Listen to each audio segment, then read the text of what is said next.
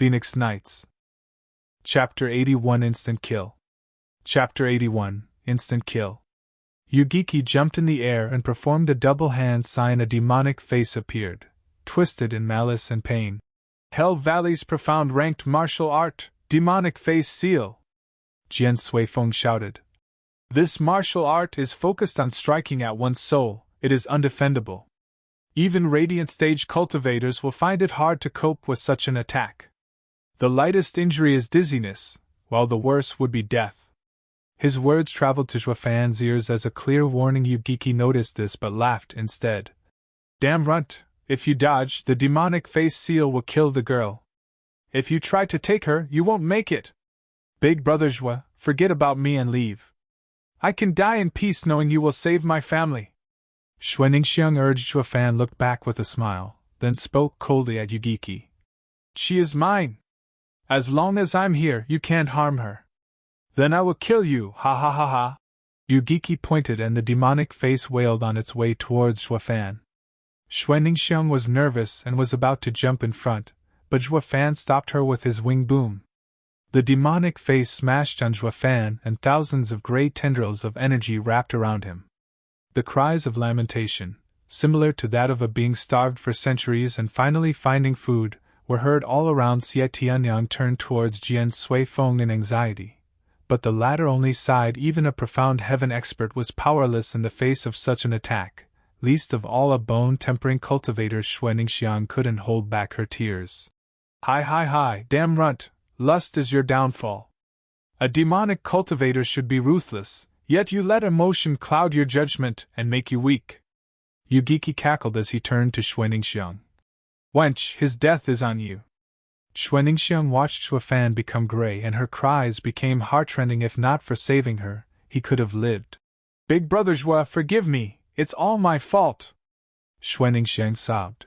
Ha ha ha, foolish girl, don't let that old goat see you cry. You're only bringing him satisfaction. Suddenly, Zhuofan's voice came from within the ball of gray tendrils. The crowd was shocked. Wasn't Zhuofan reeked with pain inside there? How is he so calm? Yugiki cried in fear. This isn't possible. His soul should have been swallowed whole. Ha ha ha, you want to kill me with a parlor trick? Aren't you a tad bit naive, insidious demon? An azure flame flashed from within the gray tendrils. The gray energy retreated every time the flame moved. As the gray energy withdrew, Zhuofan was soon revealed before the crowd with an azure light coming from his forehead. Zhuofan muttered, Demon transformation art! Suddenly, the gray energy wailed as they were devoured by the azure flame. And Zhuofan felt his soul growing stronger. As a result, demon transformation art was originally used to absorb everything to promote one's cultivation. The reason he couldn't absorb souls so far was because his own wasn't strong enough. It would only be a detriment if the result would have harmed him instead, but since he refined his soul, it grew in power, akin to Radiant Stage cultivator's level. And having the strange azure flame as a protector, this measly amount of vengeful ghosts were nothing more than a snack. After the flame removed the waist-eyeing Yugiki in the air, Zhuofan mocked. Is that it? If you have no trick up your sleeve, guess I'll have to get serious. Get serious? Hee, stop showing off. Are you saying you've been playing around all this time? Yugiki was both angry and startled. Startled that Zhuofan could dismiss such a strong attack and angry from his contempt, but that was how Zhuofan treated him. With naked contempt. Wasn't he insidious demon of Hell Valley, their #1 sage? Despite all that, fear grew inside him. This was a foreign feeling to him since he always grasped his opponent's weakness before striking them down, but when he looked at Zhuofan, he only felt powerless despite everything he threw at the kid.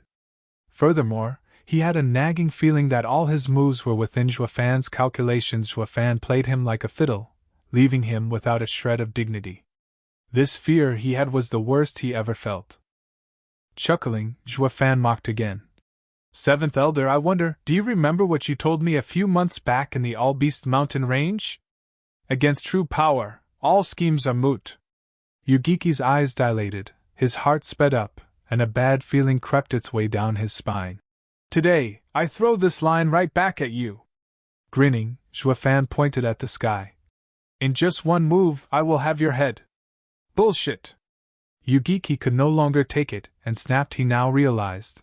Zhua Fan's end goal this time was revenge against him. While he was only saving Xuaningxiang in passing from the moment Zhua Fan showed up, he smacked the old man's face at every corner, to show him how useless his insidious demon moniker was before true power. My intelligence is laughable when it comes face to face with raw power. My cunningness falls short to his. Zhua Fan wanted to crush his pride as an insidious person, to die in pain. What a dreadful kid, far worse than even Yugiki. Jian Suifeng felt overwhelmed with shock. He is even more terrifying than Zhuge Changfeng. This thought helped Jian Suifeng understand Zhua Fan's actions so far. It is unknown if he will one day be friend or foe. Observing him now is for the best. Ignoring the gazes around him, Zhua Fan stared down Yugiki with delight in his eyes. Perhaps all demonic cultivators were at their happiest in the throes of slaughter. Zhua Fan laughed. Yugiki, ready? It's time you see what real power looks like. He jumped the next moment. Bam! He shot for Yugiki like a rocket. Yugiki attacked with his yin-yang chains. But with a flap of his wings, Zhua Fan slipped right past them. Yin-yang chains couldn't even touch him, and he was already punching at Yugiki. Ha ha ha, got you! Yugiki laughed, and a black and white chain flew at Zhua Fan's chest. But Zhua Fan only said, "Oh, so you had another set of chains besides those two? But so what? With my power, all your plans are moot, including all you've hidden so far." Zhua Fan's eyes flashed, and a golden light flew from his body.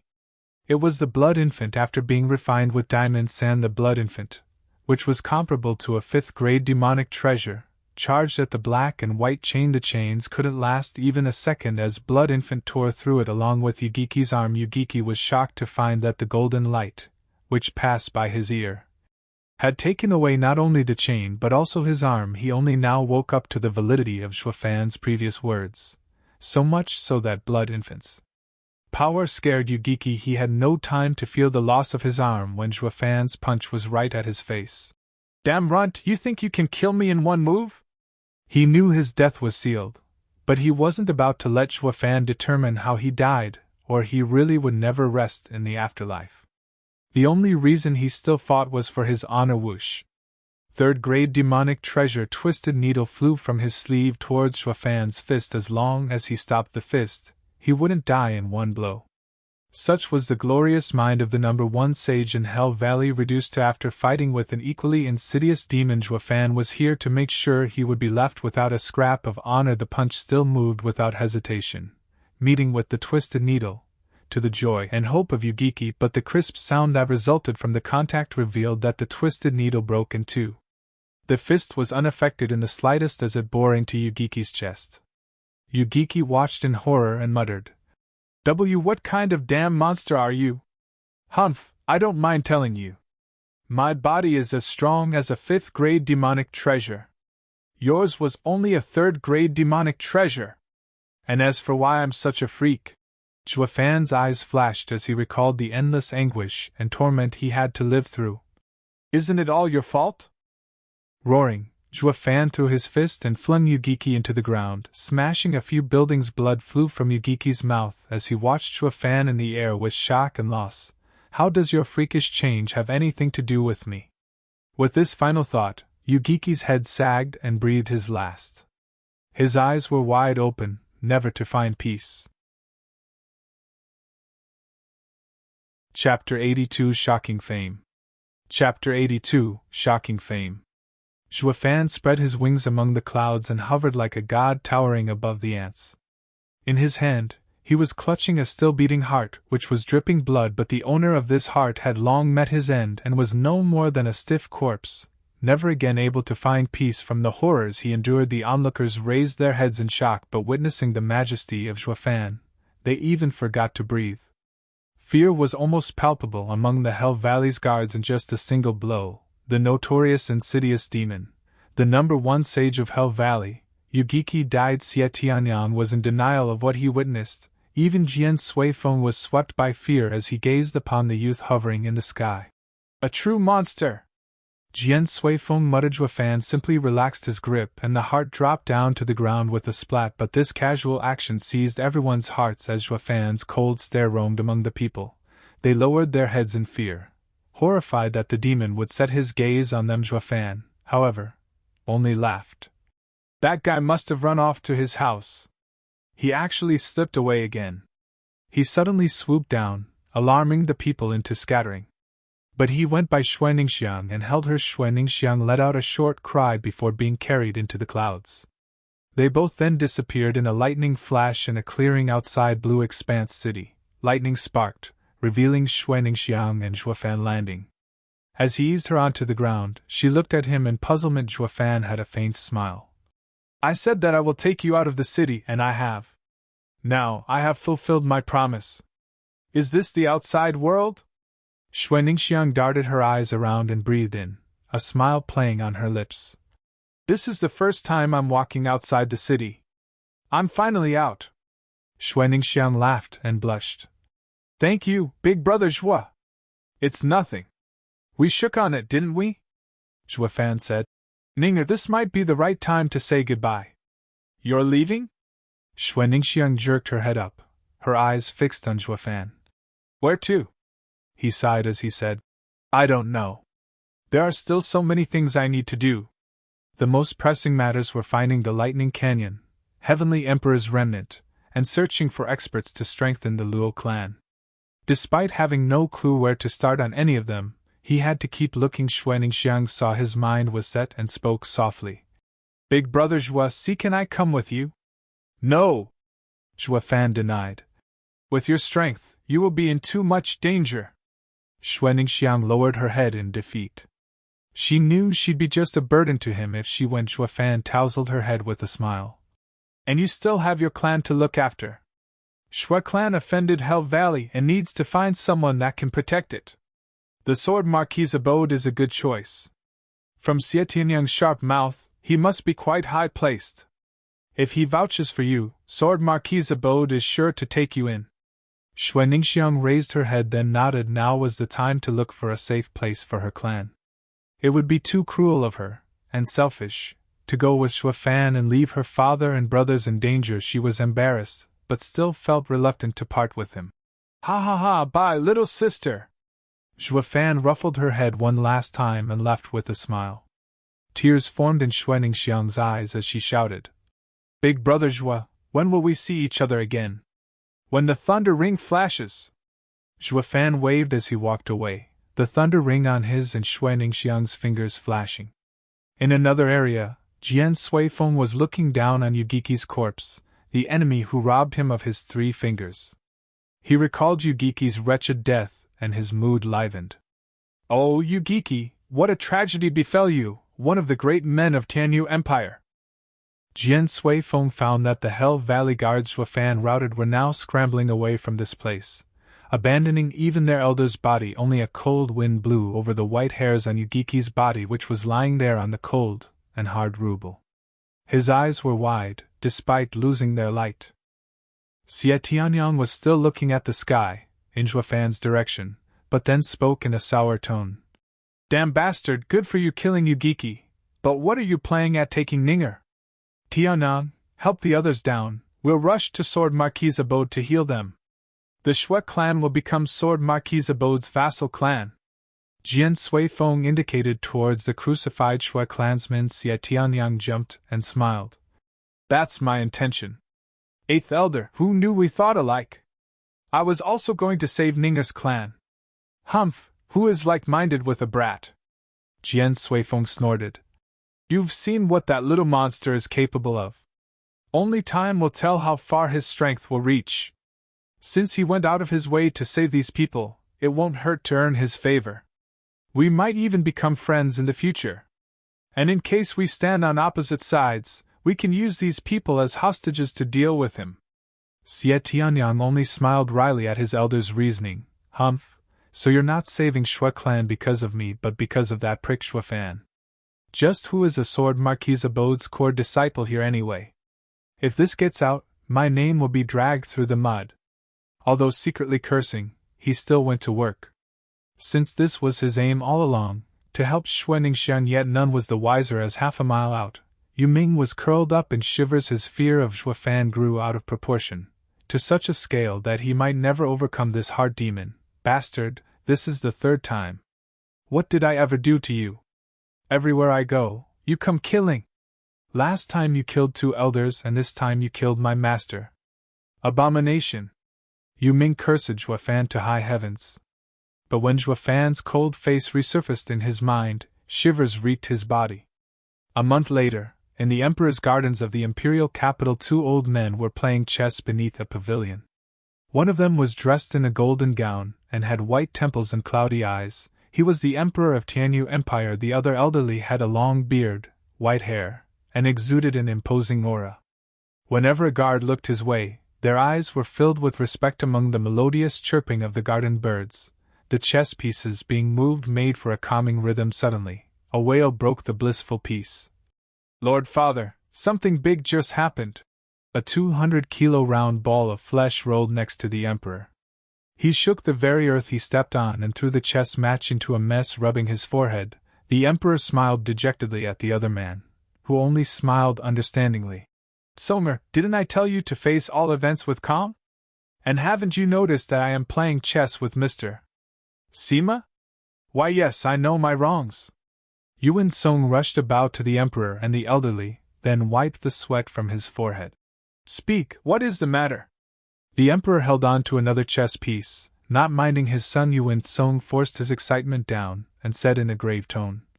Reporting to Lord Father, Hell Valley's 7th elder was killed a month ago.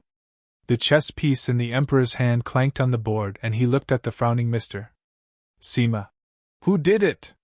The Emperor then turned his hardened face towards Yuan Song. Seeing no one around, Yuan Song whispered. It is someone from the clan we are currently endorsing, Luo clan steward Juefan. A month ago, something got into him that he killed the 7th elder of Hell Valley in Blue Expanse City under everyone's eyes. It was also revealed that he was the one who killed Hell Valley's 2 other elders in Wingay City, and used Veiled Dragon Pavilion as a patsy. What? A brat killed Hell Valley's 3 elders, their precious Ugeki included? What guts? Mr. Sima said to the Emperor. Your Majesty, how should we handle it? The Emperor evoked a faint smile and kept playing chess. If it only involved the 7 houses, it would have posed a headache.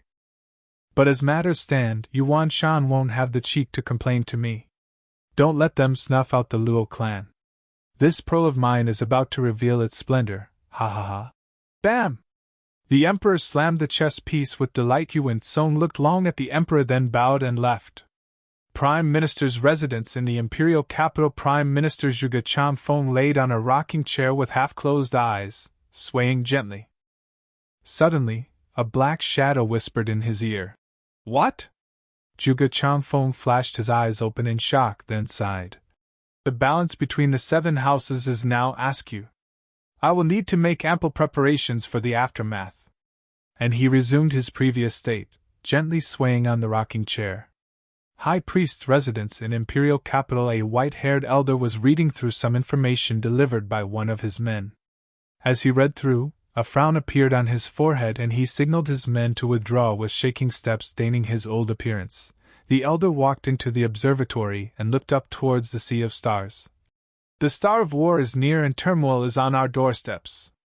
A spark is enough to light this powder keg.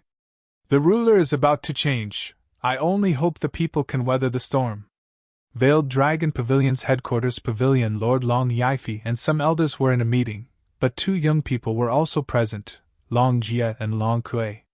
Because of their efforts and brilliant conduct, 7 days ago, Long Yifi officially allowed them to participate in the Elder Council, pleasing the 2 to no end. Recently, Xiao Kui and Xiao Jia have displayed impeccable conduct. I propose to send them to cultivate under the Grand Elder and learn the house's profound ranked martial art. Long Yifi smiled, looking at the 2, and spoke with pride. 3rd Elder commented with a hardened look. These 2 kids progressed well, however, they are only average by contrast with the other house's genius disciples. How? 3rd Elder, don't underestimate us. We are on the verge of breaking through to the bone tempering stage. Long Kui protested while Long Jia was in accord. 3rd Elder is right. I heard rumors that Sword Marquis Abode Xie Tianyang became a bone tempering expert 3 years prior. We are still far behind him. Xiao Jie is so modest. You will do great deeds in the future. God I Long Jiu nodded with satisfaction. A black crow perched on his shoulder, the soul-devouring crow he got from Zhuofan. Looking at the bird, Long Jiu couldn't help his expression softening. If you two brats were half a man my brother Zhui is, you'd be training our passed-down profound ranked martial art by now. Humph, Uncle Jiu, why bring him into this? Long Kui always became irritated whenever she heard Zhuofan's name. He is cocky, brash, and doesn't want to join Veiled Dragon Pavilion. Even if he has a smidgen of talent, that doesn't make his rise guaranteed. We will undoubtedly surpass him. A man suddenly barged in while shouting. Urgent report, Pavilion Lord! Third Elder waved him away after taking the report and read it. The next moment, his hand froze and the paper drifted to the floor. What's wrong, Third Elder? Long Jiu picked up the paper in worry, never having seen Third Elder so spooked. But the contents left his soul eye in tears. Good brother, I owe you again. What is all this about? Long Yifi was inquisitive like the rest of the people present, and took the paper. His brows shook and his voice betrayed his excitement. Hell Valley's Yugiki was killed by Zhuofan in Blue Expanse City. What? Everyone was dumbstruck who hadn't heard of Yugiki. He was the greatest headache of everyone, especially for Long Jiu, who had his eye stolen in Yugiki's ploy, yet this dreadful man was killed by Zhuofan. Their shock was understandable. Even Long Jie and Long Kui had heard of Yugiki's infamy. After all, he was a man feared by all elders of the Veiled Dragon Pavilion. They instantly felt how far behind Zhuofan had left them. Ha ha ha, well done! Long Yifi burst in laughter. I was right in my decision. This kid is a dragon among men. Increase our support to the Luo clan and send some men to safeguard their clan. I'm sure we all can agree on that. It was a unanimous decision. Not even the elders who were against Long Yifi proposing an alliance with Zhuofan showed any complaint. After all, none of them here could do what Zhuofan did. Sending that Yugiki to his grave and the Veiled Dragon Pavilion was just the beginning. The continent's clans soon came to know of this affair. Among the shocks and cries of joy, Zhuofan's name was etched in the minds of many clan leaders. Chapter 83 Hell Kill Order. Chapter 83 Hell Kill Order. In a lone valley, sieged by mountains on 3 sides and a narrow trail on the 4th, the sun's warm glow barely reached this place throughout the year. Being shrouded in mist, this place was a cesspool of poisonous insects and rats, yet this particularly strange environment led to the development of some of the rarest herbs the world had ever seen. To gather such ingredients, men braved many dangers through the valley, where the mortality rate was incredibly high and the ghosts of the fallen exacerbated the gloom. People came to call it Hell Valley. 8,000 years ago, a powerful group stumbled upon this odd place and established a foothold. They even set up a 5th-grade array to safeguard from the gruesomeness of this valley. This group was the Yu House, one of the 7 noble houses of Tianyu Empire. With time, people came to call this valley as the strongest house that could oppose the imperial family. Until now, in Hell Valley's meeting hall, Valley Lord Yuan Shan was in a poor mood as he sat on his throne. Out of the 12 total seats, 9 seats were occupied by elders. Each time he glanced at the empty seats, his eyes turned savage. You Ming! Yuan Shan bellowed. Do you mean to say that 3 of Hell Valley's elders are dead because of a single kid? Kowtowing on the ground and shivering uncontrollably, Yu Ming replied. I wouldn't even think of lying to Valley Lord. Elder Jian, Elder Yun, as well as my master, 7th Elder, were indeed killed by Luo clan's steward, Zhuofan. Useless wench! Yuan Shan slapped the table. You knew he killed 2 elders before, so why didn't you report this sooner? Spare me, Valley Lord. It was my master who forbade me. Master found it too weird and ordered me to keep it to myself. He told me that he will find the opportunity to deal with Zhuofan. But before he could, Zhuofan broke into our city and... At this point, Yu Ming's voice was choked with sobs. The rest of the elders snorted. All demonic cultivators are cruel and cold. So why is this punk getting so worked up? Throwing such a show would make them despise him. Instead, the elders were all clear this wasn't his fault, yet refrained from pardoning him. If they trade places, they would do the same. If not, they'd be accused of rash thinking, and that would be used as an excuse by some others to remove them who would believe that a fresh bone-tempering kid could kill a profound heaven-seasoned expert if not for it happening before countless eyes. Valley Lord Yu Ming might have erred, but he had no control over what happened. Our first priority is to deal with the aftermath. This was spoken by the first elder on the right as he stood up. Tianyu Empire's mighty clans have set their sights on us. If we let that kid go unpunished, what will the people think? We will become the laughingstock of the Empire, and our vassal clans will abandon us. Yuan Shan frowned, his eyes filled with cruelty. Grand Elder's right. We cannot let that punk get away with this. Wasn't he some steward of Luo clan? We'll make the Luo clan answer for his transgression. Valley Lord, you mustn't. A deep and worried voice traveled from an old man with raven hair, seated on the opposite side of Grand Elder Yuan Shan snorted. Second Elder, what are you trying to say? Do you think it's all right for someone to kill our people, shame us, and then walk away? What will others think of Hell Valley? Valley Lord, I am not stopping you from settling this debt. Only. Second Elder muttered something before resuming. Valley Lord should remember the ban the Emperor enacted a year ago on the 7 houses, which was against stepping foot in Wingay's city. If we breach it openly, it will give the Imperial family the excuse to strike. Second Elder makes a fair point. This is not the time to move in the open. And there are also reports that the Imperial family and Veiled Dragon Pavilion's experts are patrolling nearby Wingay's city. We will fall into their trap if we go. Grand Elder urged. Eyeing the 2 most respected elders, Yuan Shan hesitated for a while before spatting through gritted teeth. We can't do this, we can't do that. What else can we actually do? Even the elders turned silent. Yuan Shan sighed. This wouldn't have been such a headache if the 7th elder was here. Blasted punk, he managed to rob me of my wisest advisor. When I get my hands on you, I will skin you alive. Seeing them all pensive, the kneeling Yu Ming darted his eyes left and right before making a tentative remark. Valley Lord, may disciple be so bold as to convey a solution? Humph, the elders' meeting is not something you can join. Get the hell out. Yuan Shan barked without even looking at Yu Ming. But Grand Elder's gesture detained him. Valley Lord, the kid can be considered as 7th elder's successor. Why not give him a chance? Yuan Shan conceded when he heard the Grand Elder's reason. Yu Ming's heart burst with joy as he rushed to explain. Valley Lord, this disciple's humble opinion is to ignore the Luo clan. From my observation, Luo clan is relying on Zhuofan. With him around, even if we remove the Luo clan, it will only make it worse for us. But if Zhuofan is out of the picture, then the Luo clan will fall from grace.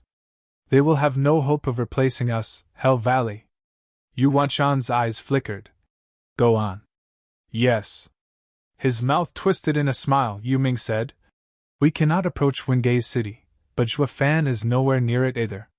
We just need to focus all our efforts in dealing with him. And how will we find him? Yuan Shan questioned. Issue the Hell Kill order and have the Empire corner him. Yu Ming revealed his savage side. We will then know where he is going, and before he returns to Wingay City, we can just ambush him. Yuan Shan cackled. Good, that's what we'll do. Men! He then shouted orders. In my name as Hell Valley's leader, I declare the Hell Kill order on Zhuofan. Anyone who provides clues to his location can become a vassal to Hell Valley. Anyone who brings me his head will become Hell Valley's #1 vassal, ruling above all others. Yuan Shan's sinister laughter echoed, to which Yu Ming followed up with a vile smile. Zhuofan, you abomination! I won't dare face you, but now you have the whole empire after your head, hee hee hee. Grand Elder smiled. As I thought, this kid is still thinking about revenge. But the Elder didn't care since Zhuofan was the enemy of Hell Valley. Grand Elder stated. Valley Lord, even if we declare Hell Kill order on Zhuofan, since he killed 7th Elder, the weak clans won't be his match. I think we will have to act if we want to end him after all. Then all elders move out, kill that bastard. Wait. Grand Elder gestured. He killed 7th Elder. Elders below 7th won't be of any help. From Minger's retelling of him, he must be a body-refining demonic cultivator. The only ones who can stand up to him are the first 5 elders. Furthermore, he turned to a red-haired elder. 5th elder, you refined your body with the scorching demon flame. Your unbreakable body is the perfect match for that kid. Don't look at me. Yet the man in question shook his hands again and again while smirking. I am about to join Drifting Flowers Edifice's 100-pill meeting. I don't have the time to run around after some snot-nosed brat. Humph, what's so great being invited by women to a meeting to discuss about pills? Is going there more important than taking revenge for the house? Yuan Shan snapped. Grand Elder lightened the atmosphere with a smile.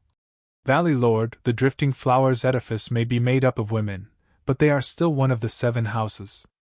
Establishing a close relationship will only work in our favor.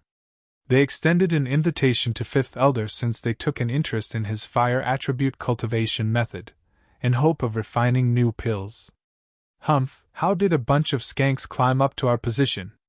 One day I will personally go and take over their domain. Yuan Shan said viciously. Grand Elder shook his head. Valley Lord, I would like to have Yu Ming participate in 7th Elder's place in our future elder meetings.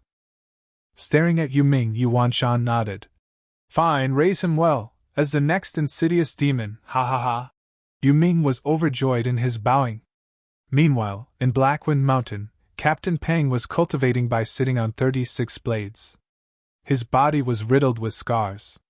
While cultivating, black tendrils of energy would leave his body, drift around the blades, and return back to him, but as each black tendril went back into his body, a new bloody scar adorned his wreaked body, making him frown.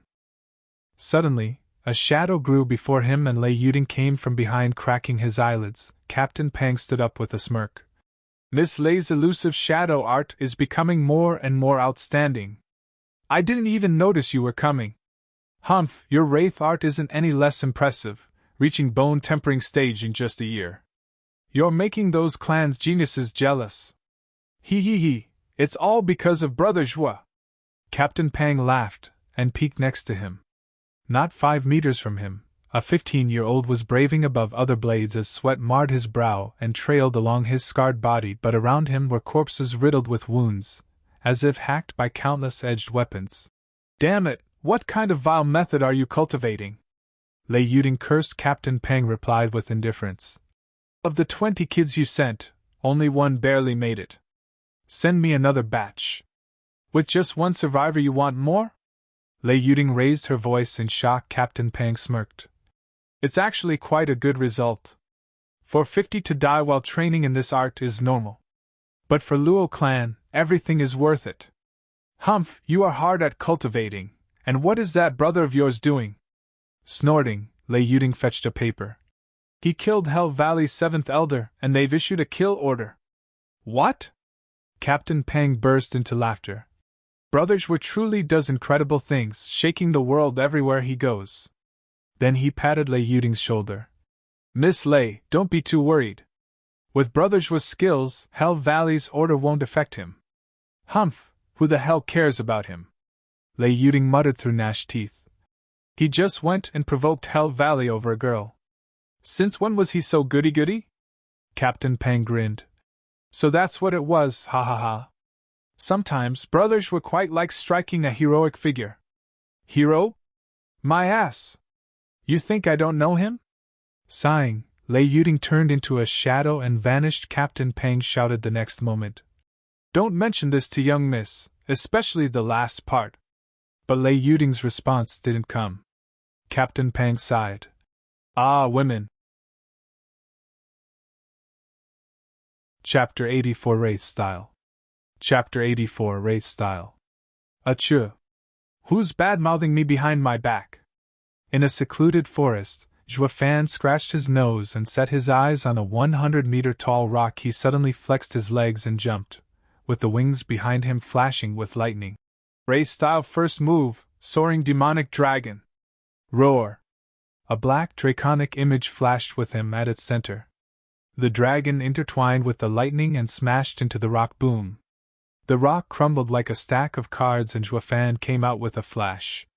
Then he turned around and unleashed a black claw at the rubble. Wraith-style second move, Ghostly Dragon Claw. It was lackluster compared to the previous thundering explosion, but it made up for it with visual impact. Turning the rubble to sand, the tremors even frightened the birds away. Xuefan gasped as he continued sweating, but his hands kept dancing through gestures, aiming for the flock of birds. Wraith-style third move, Necro Dragon Screech. Roar. The sound was eerie, akin to a demon. Xuefan's wail even made ripples through the air as it swept the flock of birds. The birds froze midair, their eyes blanked, and fell dead. One look would spot thousands of dead birds. Xuefan was now reduced to a gasping mess, crouching down with a downcast look. This low, profound ranked martial art matched the Wraith art. Each strike held enough power to shake the earth and kill instantly.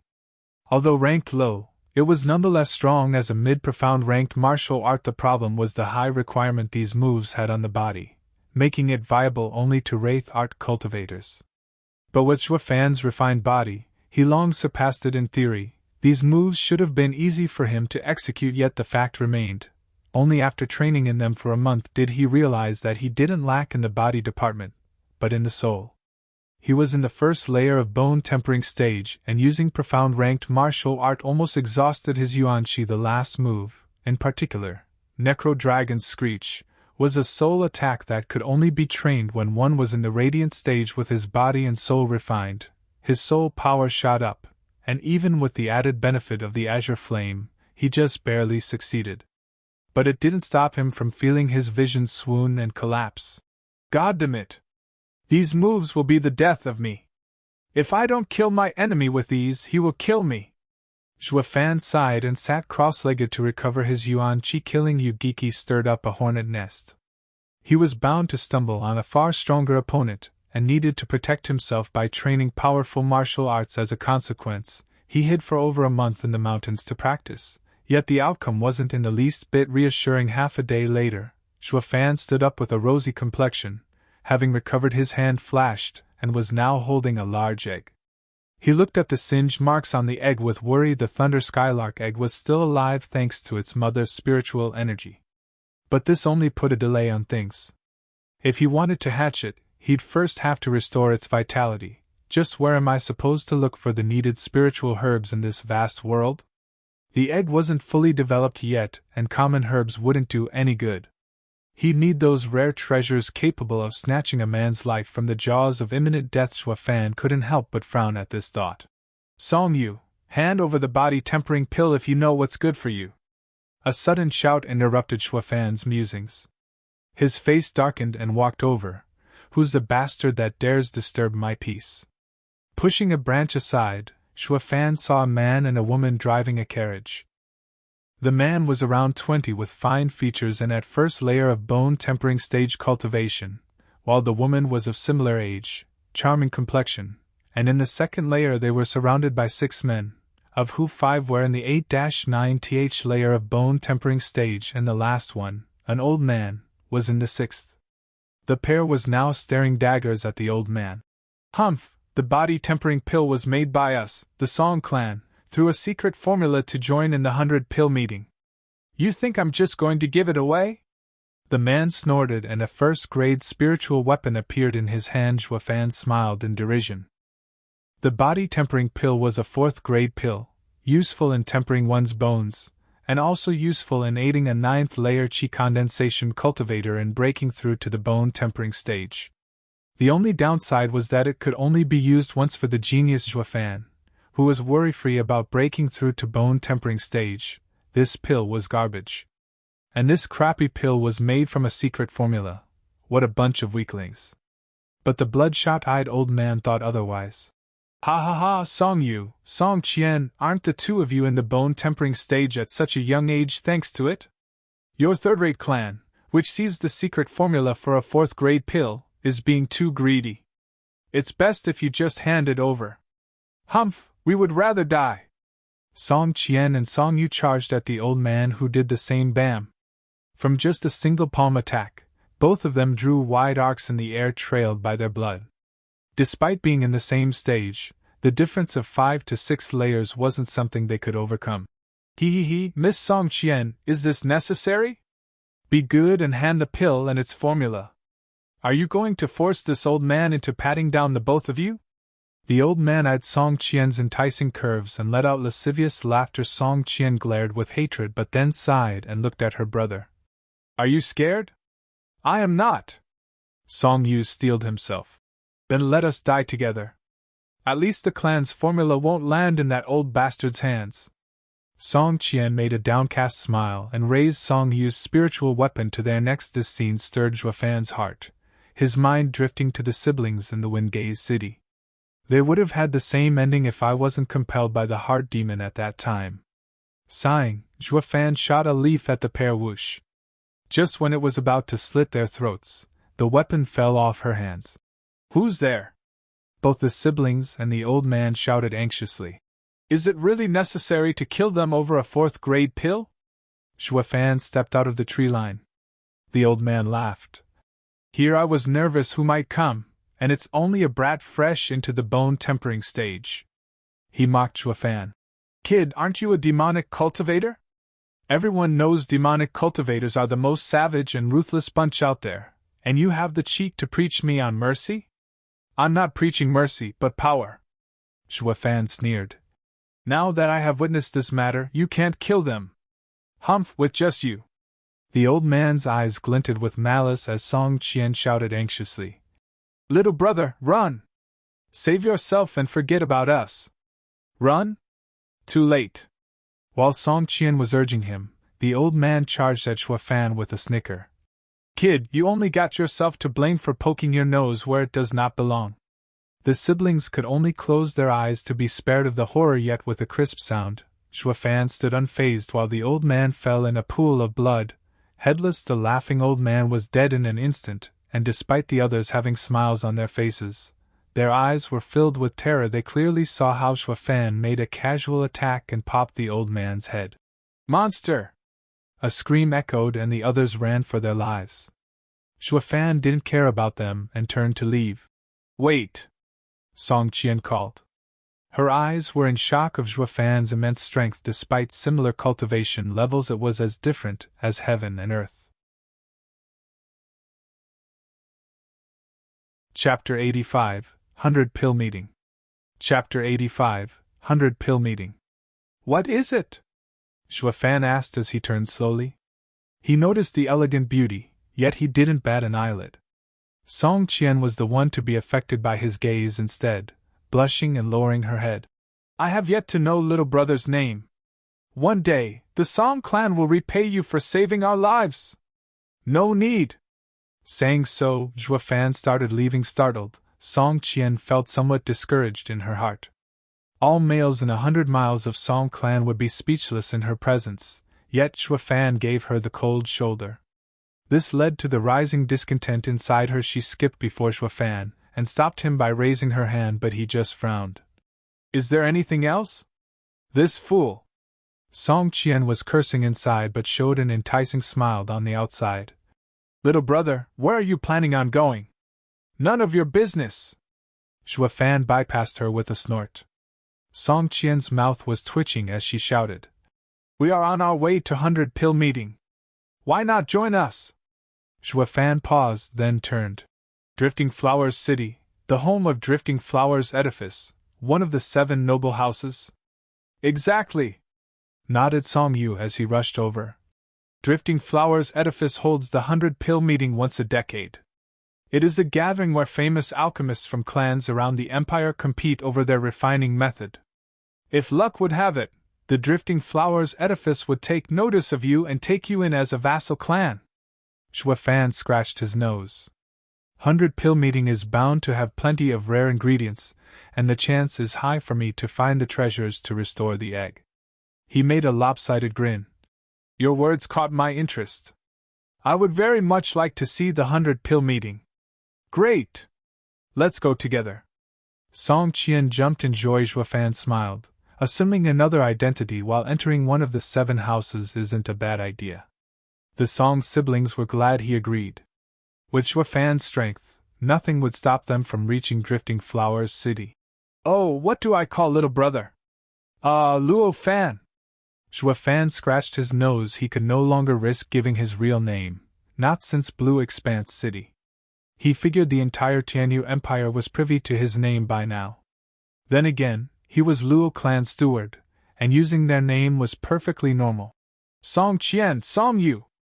The two introduced Fan, then followed the sister and entered the carriage, which had various ingredients strewn about, while the younger brother drove it. But Fan didn't even spare these plain items a glance. Song Qian kept making eyes with Fan, but seeing her efforts hit a wall, she turned awkwardly to look out the window, but then she burst into a giggle with a red face. Seeing this, Fan rolled his eyes. She either lost it or is smitten. I wouldn't have gone with them if I knew. Throughout the trip, Song Qian treated him like a rare breed, eyeing him at every chance.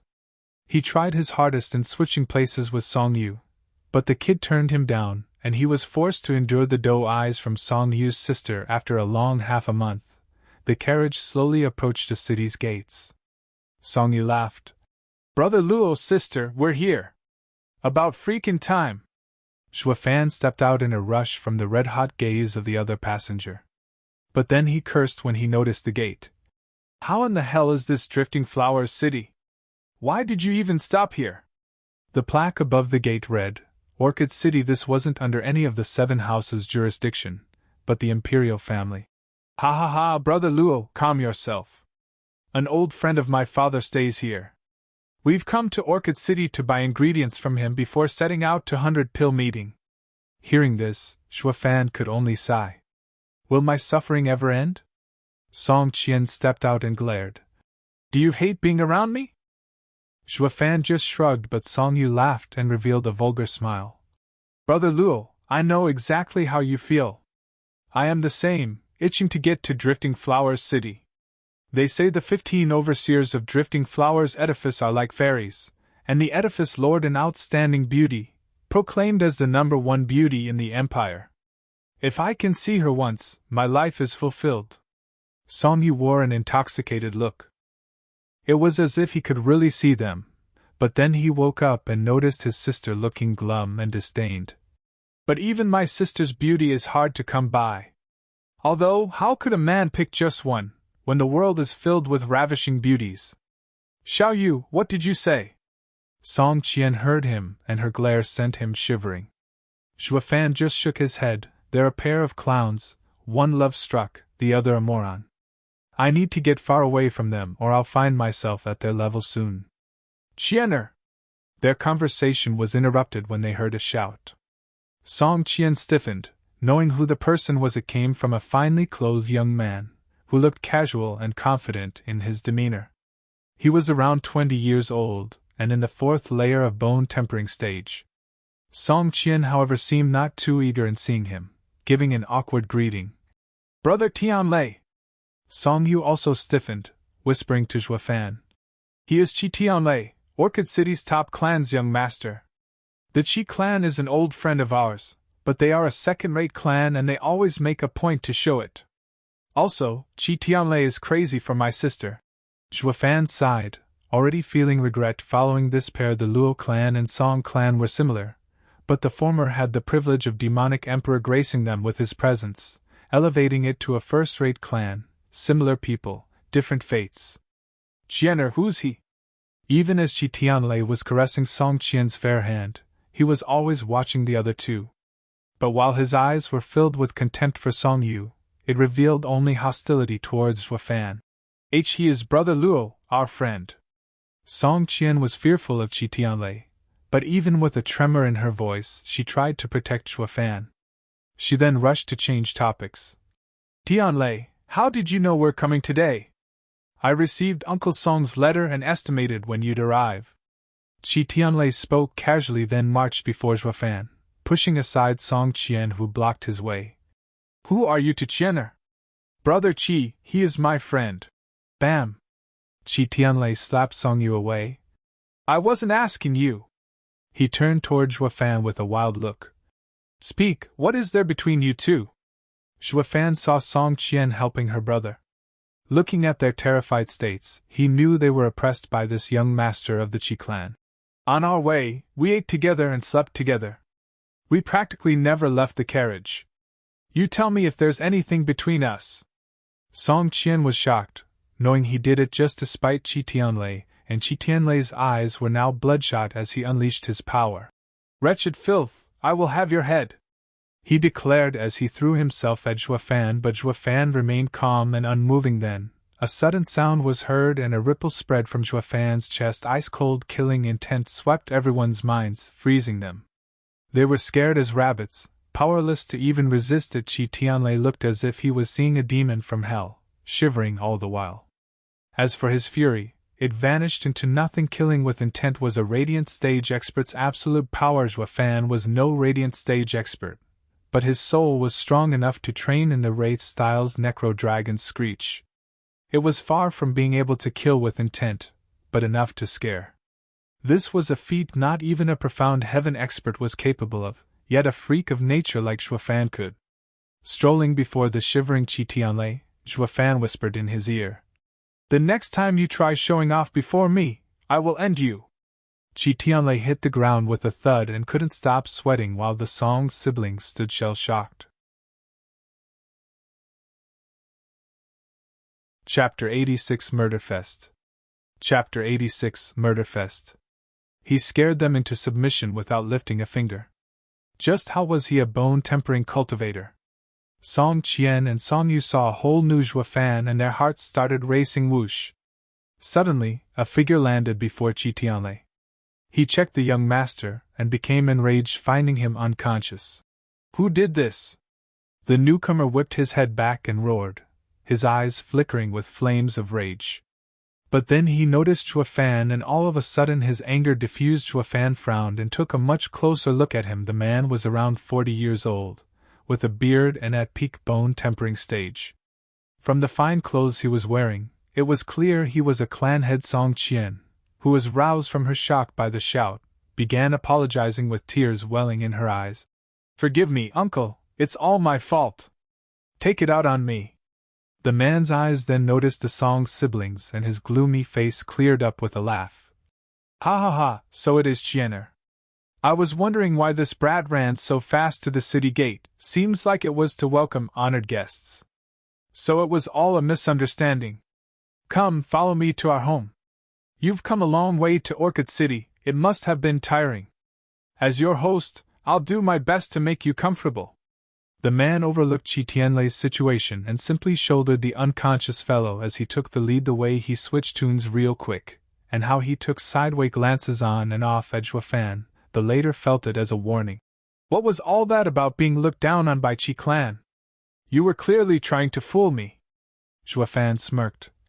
"This uncle of yours cares for you even more than Qi Tianlei, ignoring even his scared silly son.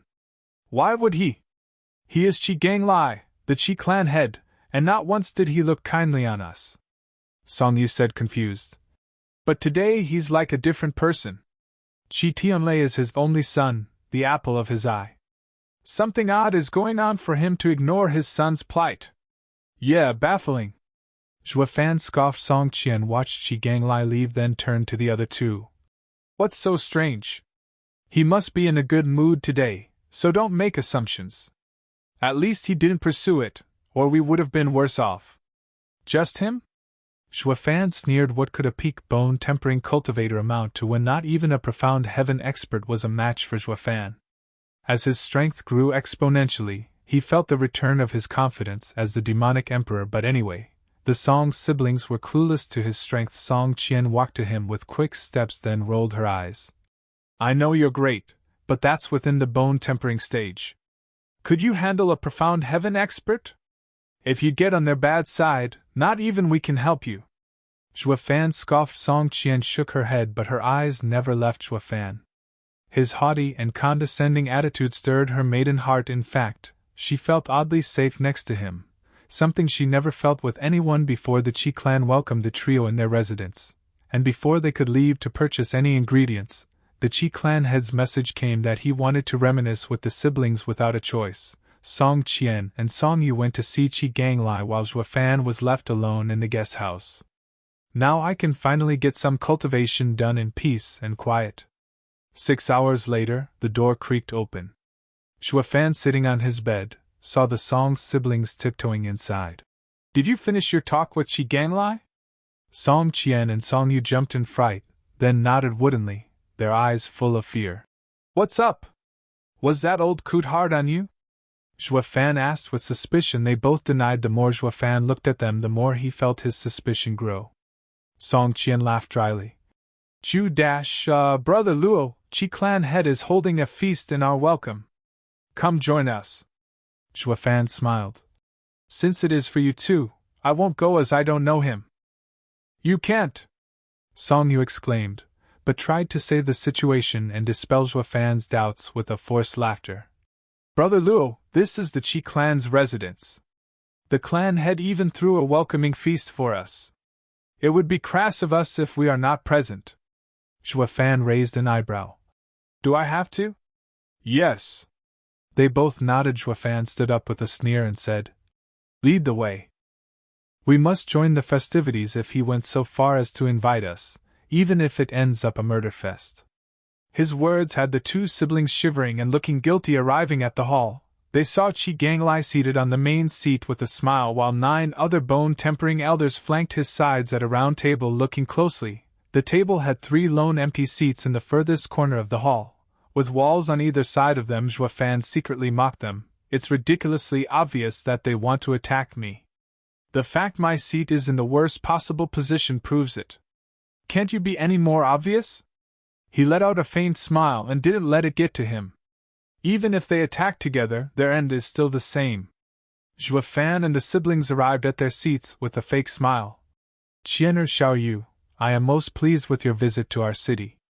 Uncle shall toast to you for your success in the Drifting Flowers city and joining the Drifting Flowers edifice.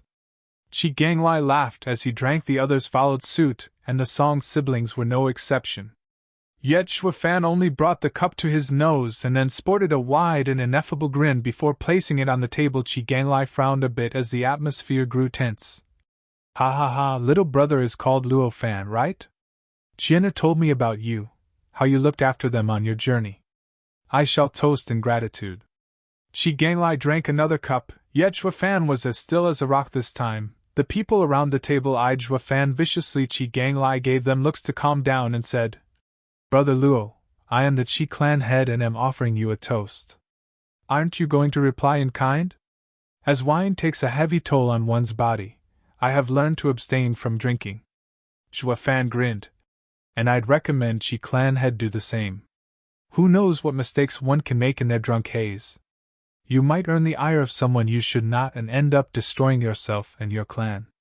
His knuckles white on the cup, Qi Ganglai felt the sweat trickling down his brow. The others were also growing anxious. Taking a moment to calm his nerves, Qi Ganglai continued with a fake smile. Little brother is wise beyond his age. I understand now how you could become a bone-tempering cultivator at such a young age.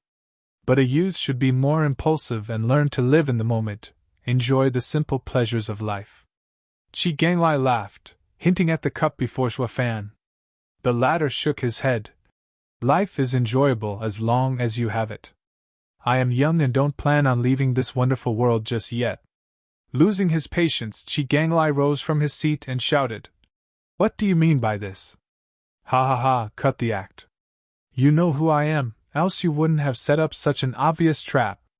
Zhuo Fan lifted his glass and tipped it. The wine touched the table and sizzled in white smoke before eating through it. 100 Bane Pill, refined from a 4th-grade spiritual beast, the scarlet poison python's venom. With a mocking grin, he stared at Qi Ganglai. Most of all, these bone-tempering experts must be your elders. Even for a junior's welcoming feast, this is too much of an honor. Sigh, clan head, it was really hard to fake overlooking it, you know? Ha ha ha, can you be any more obvious? Zhuo Fan's mockery had Qi Ganglai flushed with anger and gasping in an attempt to calm himself down. Damn it! Since it fell through, then I'll cut to the chase. Qi Ganglai roared and his power froze the Song siblings in their seats. Zhuo Fan, you messed with Hell Valley and they issued the Hell Kill order on you, making you the #1 target of the Empire. Rather than let others have you, I'll take your head and claim the Hell Kill order's reward for myself. Elders, attack! Chapter 87 Betrayal. Chapter 87 Betrayal. At Chigonglia's order, the 9 elders pounced. The tremendous pressure had the Song's siblings frozen in panic, unable to move an inch. Yet Zhuofan smiled as he flipped the table boom. Among the splinters, there was no shadow of Zhuofan around. The elders looked around in a daze. He, here I am! The ridicule came from behind. They didn't even have time to turn as an elder's skull blew up in a spray of blood and gore. Zhuofan dusted a piece off his hand as he jeered. The first.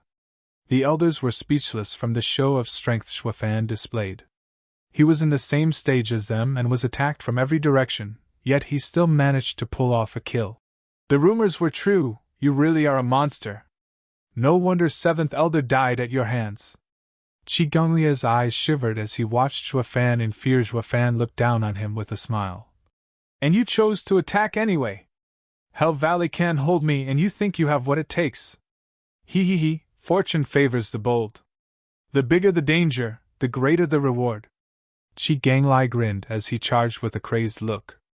An image of a tiger appeared behind him as he charged. Mid-spirit ranked martial art, Tiger Fist! Roar! The tiger's image superimposed on Chigonglia's movements, but Zhuofan stood there with a sneer and punched out bam. The noise was jarring to the ears and the Song's siblings were forced to curl up on the ground while hugging their heads. The tiger pushed Zhuofan 10 meters back, his legs leaving 2 trails in the floor while the tiger itself turned into golden motes of energy, and died out. Then a blood-curdling scream resounded as Chigonglia's hand was split open. Clan head! The elders cried out in panic, yet the man only had eyes for Zhuofan, watching him in fear. God damn it, what kind of freak is he? How is he so damn hard? From their exchange, he knew he had the upper hand in terms of yuan qi, but Zhuofan's body was as hard as a rock, as if it was freakin' refined to be a spiritual weapon. What the hell are you? Chigonglai panted. You're no human! Smirking, Zhuofan's eyes gleamed with savagery. Regardless, it doesn't concern you. He then took a step forward, mystifying phantom step. He appeared before 3 elders and struck before they could react, burying his fist into their chests. The elders were still baffled as to what happened to their clan head's hand, but now they finally figured out this little devil was inhuman. Where could one find a man who could casually punch through 3 bone-tempering experts? The Song siblings were dumbstruck. Although they had some semblance of knowledge about Zhuofan's abilities, this went beyond their wildest imaginations. Zhuofan's power allowed him to be in control despite surrounded by experts, even squashing them like bugs. This was absolute power. Everyone present there looked at him with grave faces and terrified minds. Zhuofan, I was rash and overconfident in provoking you. Please, on account of Qianer and Xiao Yu, let us go and we will never cross paths again. Chigonglai knew the matter was only going to get worse and capitulated. However, Zhuofan wasn't someone who was soft when it came to punishing his enemies. He mocked. Chi clan head, I warned you to think twice about the consequences. And as for those 2-inch, Zhuofan turned to the siblings. Since when do traitors have any value? Chigonglai, are you looking down on me, or do you really expect too much from them? Song Qian and Song Yu felt deep regret. Luo, no, brother Zhua, we were forced to do it, please. Talk is cheap. Zhuofan cut off Song Qian with his frosty tone. Actions are louder than words. Leave! And make sure we never meet again. Pursing her lips, Song Qian hung her head in regret while Song Yu sighed. Chigonglai saw Zhuofan unwilling to compromise and blew a gasket. Zhuofan, you will regret pitting yourself against my entire clan. Oh, I'm looking forward to it. Can you take me down with you? Zhuofan sneered. Chigonglia's face alternated between green and white, spatting through gritted teeth. Elders, all together! Yes, clan head! The remaining 5 elders jumped at Zhuofan in unison, each of them resigned to death, executing their best moves. Zhuofan knew they wanted to exchange their lives for his, but it mattered little. With a crackle, lightning flashed and his wings unfolded. Flying around them, the 5 elders' moves hadn't even finished before they were split in 2, splattering the ground in blood and painting it red. Humph, barely worth the effort. Zhuofan scoffed whoosh. Suddenly, a faint streak of blue rushed at Xuefan. Xuefan discovered Qi Ganglai sporting a sly grin. He used the elders as bait in releasing his true killing move, this dagger. You think you can beat me with this lousy trick? Xuefan sneered as he flew. Yet just then, a tender cry followed by a graceful figure came right before him. Watch out! Following a grunt, blood splattered, and Song Qian struggled to stand with black blood flowing from her mouth. Sister! With a wail, Song Yu rushed to catch her weak body. But Song Qian only had eyes for Xuefan, working hard to muster the strength to look at him. Forgive us, we didn't want it to come to this. Xuefan just sighed. Damn bitch, you ruined everything. I will kill you! Having his plan thwarted, Qi Ganglai flew into a rage and charged at the siblings, snorting. Xuefan's wings flickered like swords in a blink. Qi Ganglai stopped and fell to pieces. With blood and viscera oozing, the Qi clan experts were vanquished. Xuefan then started inspecting Song Qian's wound. He noticed the dagger stuck in her shoulder, and black blood seeping around its blade. He pulled it out and frowned. It's poisonous. Poison? Song Yu grew frantic and was close to tears. It must be one of the Qi clan's poisons. I will check their stores to see if they have an antidote. Sister, you must hold on. Song Yu wiped his tears and left.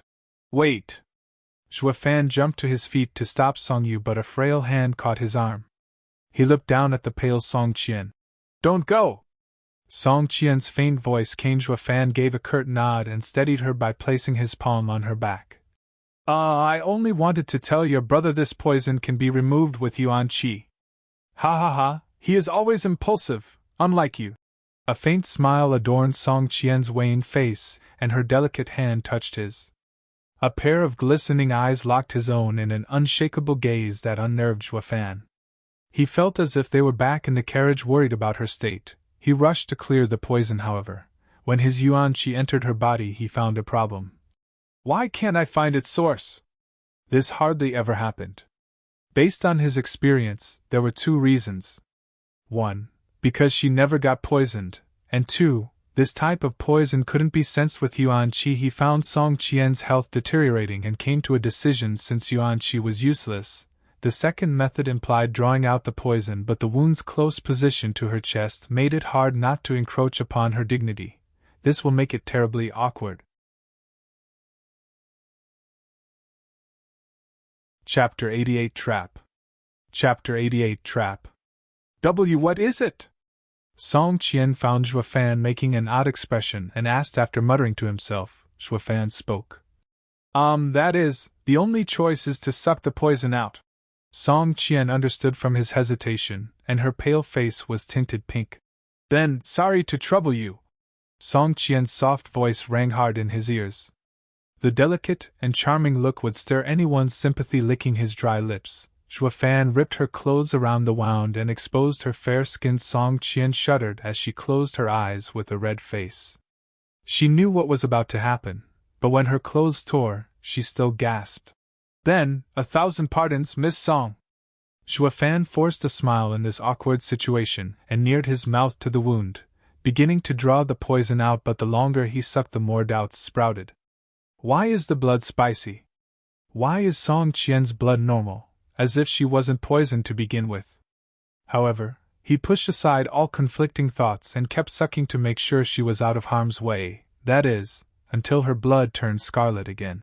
I've taken most of the poison out, so there should be no problems. Xuefan let out a breath he was holding, but his eyes were clouded with more doubts. Then a smoking hot body hugged him and two tender arms curled around his neck. Xuefan was startled. Miss Song, what? Song Qian's hot breath entered his ear. Xuefan, do you know? I liked you the moment I saw you. Xuefan's eyes darted left and right, his tone wavering. Miss Song, your brother will be here soon. Never mind him. Song Qian's tongue left a trail on his cheek, making him feel as if a bolt of lightning had struck him. I only want you next to me. She didn't give him the chance to put up any resistance as she drew his head into a hot kiss. As his eyes grew lost, his heart was thoroughly shocked and his mind blanked. He reached the demonic emperor level because he always had cultivation in his mind, taking into account every step, every detail. So much so, he had overlooked the matters between a man and a woman when Luo Yunchang and Lei Yuding stole a peck. It floored him. But this time, his mind was literally blown. Damn it, I was born twice and a virgin each time, but never did I come upon such a battle. Then, Zhua Fan's eyes flared with irritation and pushed Song Qian away. What did you just give me? In his daze, he could still feel something entering his mouth and dissolving. Song Qian cried as she hit the ground, then a burst of laughter echoed around him. Ha ha ha, something marvelous, I'm sure. A black figure appeared and threw a large transparent bell over Zhua Fan. Zhua Fan exclaimed. 4th grade defensive spiritual weapon? Ha ha ha, indeed. This is the Qi clan's treasure, Violet Canopy. The black figure landed in front of Zhua Fan and revealed itself to be an aged man. His eyes were filled with glee and rancor. You're the Qi clan's profound heaven expert?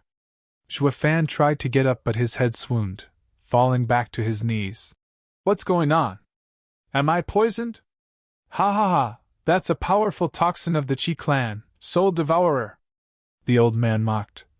It targets one's soul, and no one beneath Radiant Stage can last more than 2 hours. Even they will die 3 days later without our antidote. Zhua Fan frowned. The old man saw through him and cackled. You must be wondering how you got poisoned? Hee, let me tell you. The dagger wasn't poisoned, it was only dabbed in something to change the blood's color. The true poison was on Qiana's shoulder, which you were more than happy to suck out. 2 more figures walked next to Song Qian at this moment, Song Yu and Qi Tianlei. Song Qian and Song Yu appeared to be eaten by guilt, avoiding Zhua Fan's eyes. But Qi Tianlei stared right at him through the cover he was in, with deep-seated hatred. You killed my dad. I will tie you to horses and have you ripped to pieces. Humph, I've seen my fair share of dishonorable old goats, but your Qi clan's elders take the cake. Zhua Fan jeered. If I'm not mistaken, Qi Ganlai was the bait from the start, expecting me to kill him. In other words, you've all given up on him from the get-go. Having been exposed, Qi Tianlei was left speechless, but no matter how true it was, none of them would dare speak of it. Else he would earn the world's unanimous hatred and reviled gazes when word got out that a rotten son like him threw his father to the wolves all so he could snatch a bounty. Humph, who are you trying to deceive? Zhua Fan sneered at the old man. You sure know how to play a big hand, using the clan head and 9 elders as small fries. The old man disregarded Zhua Fan's jab with a laugh. And? I gave up my son, but I still have a grandson. It's all worth it for your head. Once we become Hell Valley's #1 vassal clan, we can have as many elders as we want. We will be stronger than ever. This little loss is nothing compared to the future glory of the Qi clan. Ha ha ha, that's how the ambitious act, shameless. Zhua Fan praised, then derided them. But in the end, that old mind of yours is too narrow. You're paying such a heavy price only to become Hell Valley's #1 lapdog. You're bound to fail. If it were me, I would become the ruler of the continent with what you paid. Is this kid nuts? Can you even grasp how large the Jianyu Empire is, not to mention the continent? Just another loud mouth. The old man sneered. Now I know why you are so reviled, so set against Hell Valley. You're clearly insane. How can one common man possibly rule the entire continent? Humph, what does an ant know of the human stepping on it?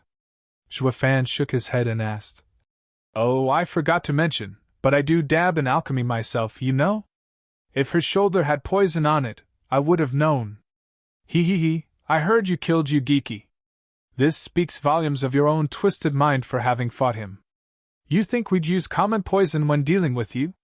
The old man took on a haughty tone. Soul Devourer is a combination of 2 different medicines. One was on Qiana's shoulder, and the other was the one you just swallowed. Was that what she made me take when she kissed me? Precisely. That was also for her own safety. If she hadn't fed it to you, she'd be the one dying. The old man let out a manic grin. To end you, I have scoured every bit of rumor and information about you, most of all about you sticking your head out for a little girl and offending Hell Valley. I know you're just one big softy inside.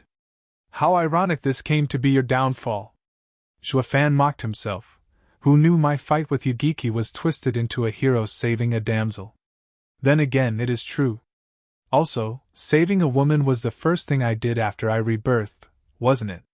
Shaking his head, Xuefan was this close to labeling himself a lecher. Hey, old goat, you sure employ vicious schemes, no less than Yugiki. Why, thank you. The old man stuck his chin out in pride. Yugiki only had the luck of the draw in being born in one of the 7 houses. If I had such privilege, my achievements would have dwarfed his. Do you know what I'm called? Steel Fettering River, Chi-Wei-Lin, he. Xuefan had a grin himself. Steel Fettering River, either good nor bad. The one in your clutches can't beg for life, nor can die. Precisely. Chi-Wei-Lin laughed, speaking as if to a close friend. You see, this is the first time you've heard of me, and you can already appreciate my title. No wonder you could beat Yugiki. I would hate to remove that pretty head of yours, but too bad it's worth so much. Think you have what it takes to reap my head? Xuefan mocked as his glabella lit up. Whoosh. An azure flame revealed itself along with a black smoke drifting out from it. The soul devourer was reduced to nothing before the power of this flame. Xuefan took his time getting back to his feet and surveyed the people with killing intent. I told Yugiki something when I killed him, and now I shall repeat it for you. In front of true power, all schemes and ploys are moot.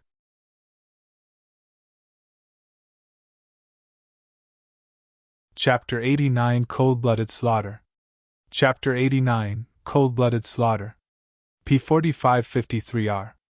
How could this be?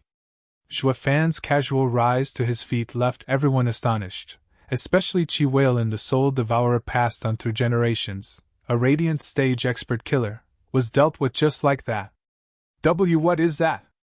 Chi-Wei-Lin now noticed the azure flame on Xuefan's forehead and exclaimed. Did that thing remove the poison? The flame vanished the next second and Xuefan had a wicked grin plastered on his face. Ha ha ha, the dead needn't worry too much. All of them were startled and took a step back. They saw the terror Xuefan could unleash, and his words only worked to unnerve them, but Chi-Wei-Lin gathered his courage when he noticed the violet canopy was still around Xuefan. There's no need to worry, the brat is trapped under my spiritual weapon. There's no way. Roar. He didn't get the chance to finish his flimsy reasoning as a dragon roar echoed and a black light ran through his chest with a jerk. Chi-Wei-Lin was left bleeding from his mouth. What just happened? As Chi-Wei-Lin wiped the blood away, he felt his body growing colder. His life was seeping away, yet he couldn't understand why. He looked towards Chi-Tianlei and the Song's siblings only to find them staring at his chest. Chi-Wei-Lin looked down and discovered a fist-sized black hole spurting blood. He noticed an identical hole at his back too. It was as if something had burrowed through his chest. How did this happen? Chi-Wei-Lin couldn't comprehend what had happened even on the brink of his death. But when he looked at Xuefan, his eyes narrowed. Xuefan was gasping beneath the violet canopy after using close to half of his energy. But his hand was still in the form of a dragon claw. It just so happened that there was also a fist-sized hole in the canopy, aligned with his chest. Only now did the horror and dread of what transpired got to Chi-Wei-Lin. Monster! To force your way through a 4th-grade spiritual weapon with only your body strength. Bam! His body hit the ground hard. His eyes were still shocked and incredulous of what came to pass. Xuefan killed him in an instant despite being trapped. Not even a profound heaven expert could display such power if they were in Xuefan's place. He is an abomination that will end my clan. Along with the fear Chi-Wei-Lin felt, there was now endless regret. Ah! Song Qian cried in terror while fleeing. Chi-Tianlei and Song Yu's knees softened, shivering all the while they ran alongside her gasping. Xuefan showed a vile smile of delight. Wraith-style second move, Ghostly Dragon Claw.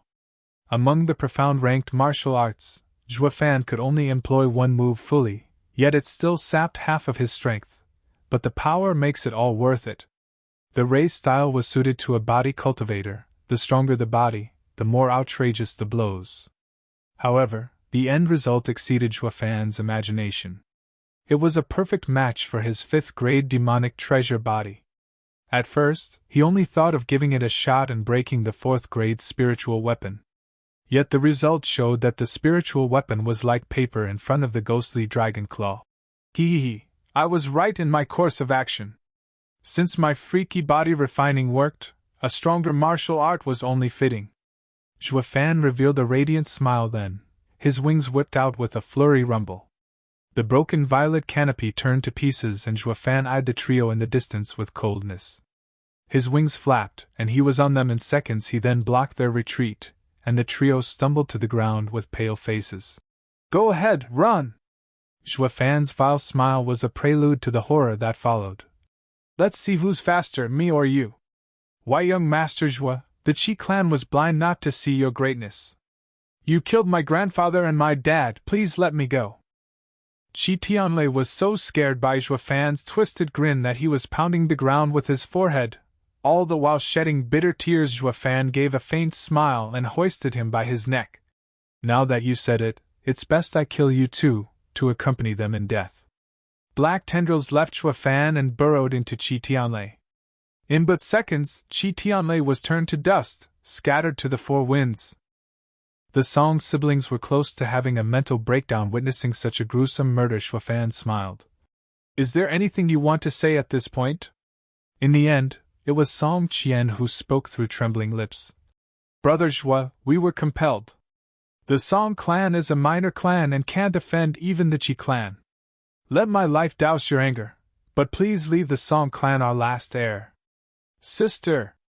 Song Yu's tears flowed unabated as Song Qian looked at him with tenderness. Zhou Fan shook his head with a mutter. You are just like them, with your clan in dire straits, and compelled to lower yourself. He then turned around and looked at the wide sky with a sigh. I wonder what they are doing right now. Wonder if my actions brought them more hardships. Are you speaking of Luo clan? Song Qian ventured. Zhou Fan smiled. Indeed. You are so much alike that it makes it hard for me to do this. The siblings broke out a faint smile, but then came Zhou Fan's cold tone. Such a pity, there's one part you are different in. Whoosh! Zhou Fan's wings whipped, and the siblings' heads traveled through the air before plopping on the ground. What made it even eerier was the faint smile of forlorn hope. You two are far shrewder. Zhou Fan jeered. You two knew from where I come from and enacted such a heartfelt play thinking I was a moron. This is where you diverge from their demeanor, ha ha ha. Zhou Fan left, uncaring of the corpses or the consequences, not even of the wails coming from the Qi clan's home. A month later 3 figures landed in the Qi clan's manor. They were dressed in gray and their leader was Hell Valley's second elder. He watched everything with a calculative eye and muttered. How come the Qi clan is so quiet? Humph, they have the nerve to say that they have clues about the runt, and when we come, there's no one here at all. Another elder curse. What is a mere second-rate clan trying to pull? Second elder huffed, and then shouted. No, there's something wrong here. Third elder, fourth elder, check the surroundings. Moments after they left, a cry came from the back of Qi clan's manor. Second elder, third elder, come and take a look at this. Both of them appeared in a blink, but the sight left them speechless. What used to be a garden was now a cemetery housing 1,000 dead bodies in a towering pile. The rot assaulted their noses and painted an even gruesome picture with the swarm of flies around it. That punk is savage. He killed the whole Qi clan. Second elder spat. The other two were overwhelmed by the image of a kid ripping apart fleeing people and came to realize they were a far cry from his level when it came to viciousness. Such cold-blooded slaughter of an entire clan only came from offending the Tianyu Empire or the 7 houses. Second elder grew frantic. Elders, handle the corpses so that no one finds out about this. Why? Fool, if anyone comes to know of the dread this runt can instill, who else will muster the nerve to search for him? Second elder cursed. Humph, Chiweilan liked to flaunt himself as an equal for our 7th elder. He must have planned on taking the kid down all by himself and earning the reward. Look at what greed does to people. Overconfident fool! Scoffing, second elder left as a towering flame rose behind him. It swallowed the manor and the corpses, leaving only the ashes of the renowned Qi clan. An elder gazed upon the raging fire and asked, Second elder, what now? We separate. The look in second elder's eyes hardened. The 3 of us will go different ways. One of us is sure to be on the right track. What about the 4th direction? The elder frowned. If not for Grand Elder being in seclusion, the four of us would have been enough. Second Elder shook his head. There's no need to concern ourselves with that direction. It leads to Drifting Flowers City. If the brat dares to step foot in it, he'll have to face the fifth elder. Then he flew away. The other two elders also picked a direction and left. What was left behind was a desolate and eerie place, void of people. So came to pass the number 1 clan in Orchid City, destroyed to the roots. Chapter 90 Scapegoat. Chapter 90 Scapegoat. The spring breeze rustles the shore's willow. I am riding in search of pills. One does not know the one he is facing. All because he can't gaze beyond his nose. This was the singing voice of a youth, who was driving his cart slowly on a road.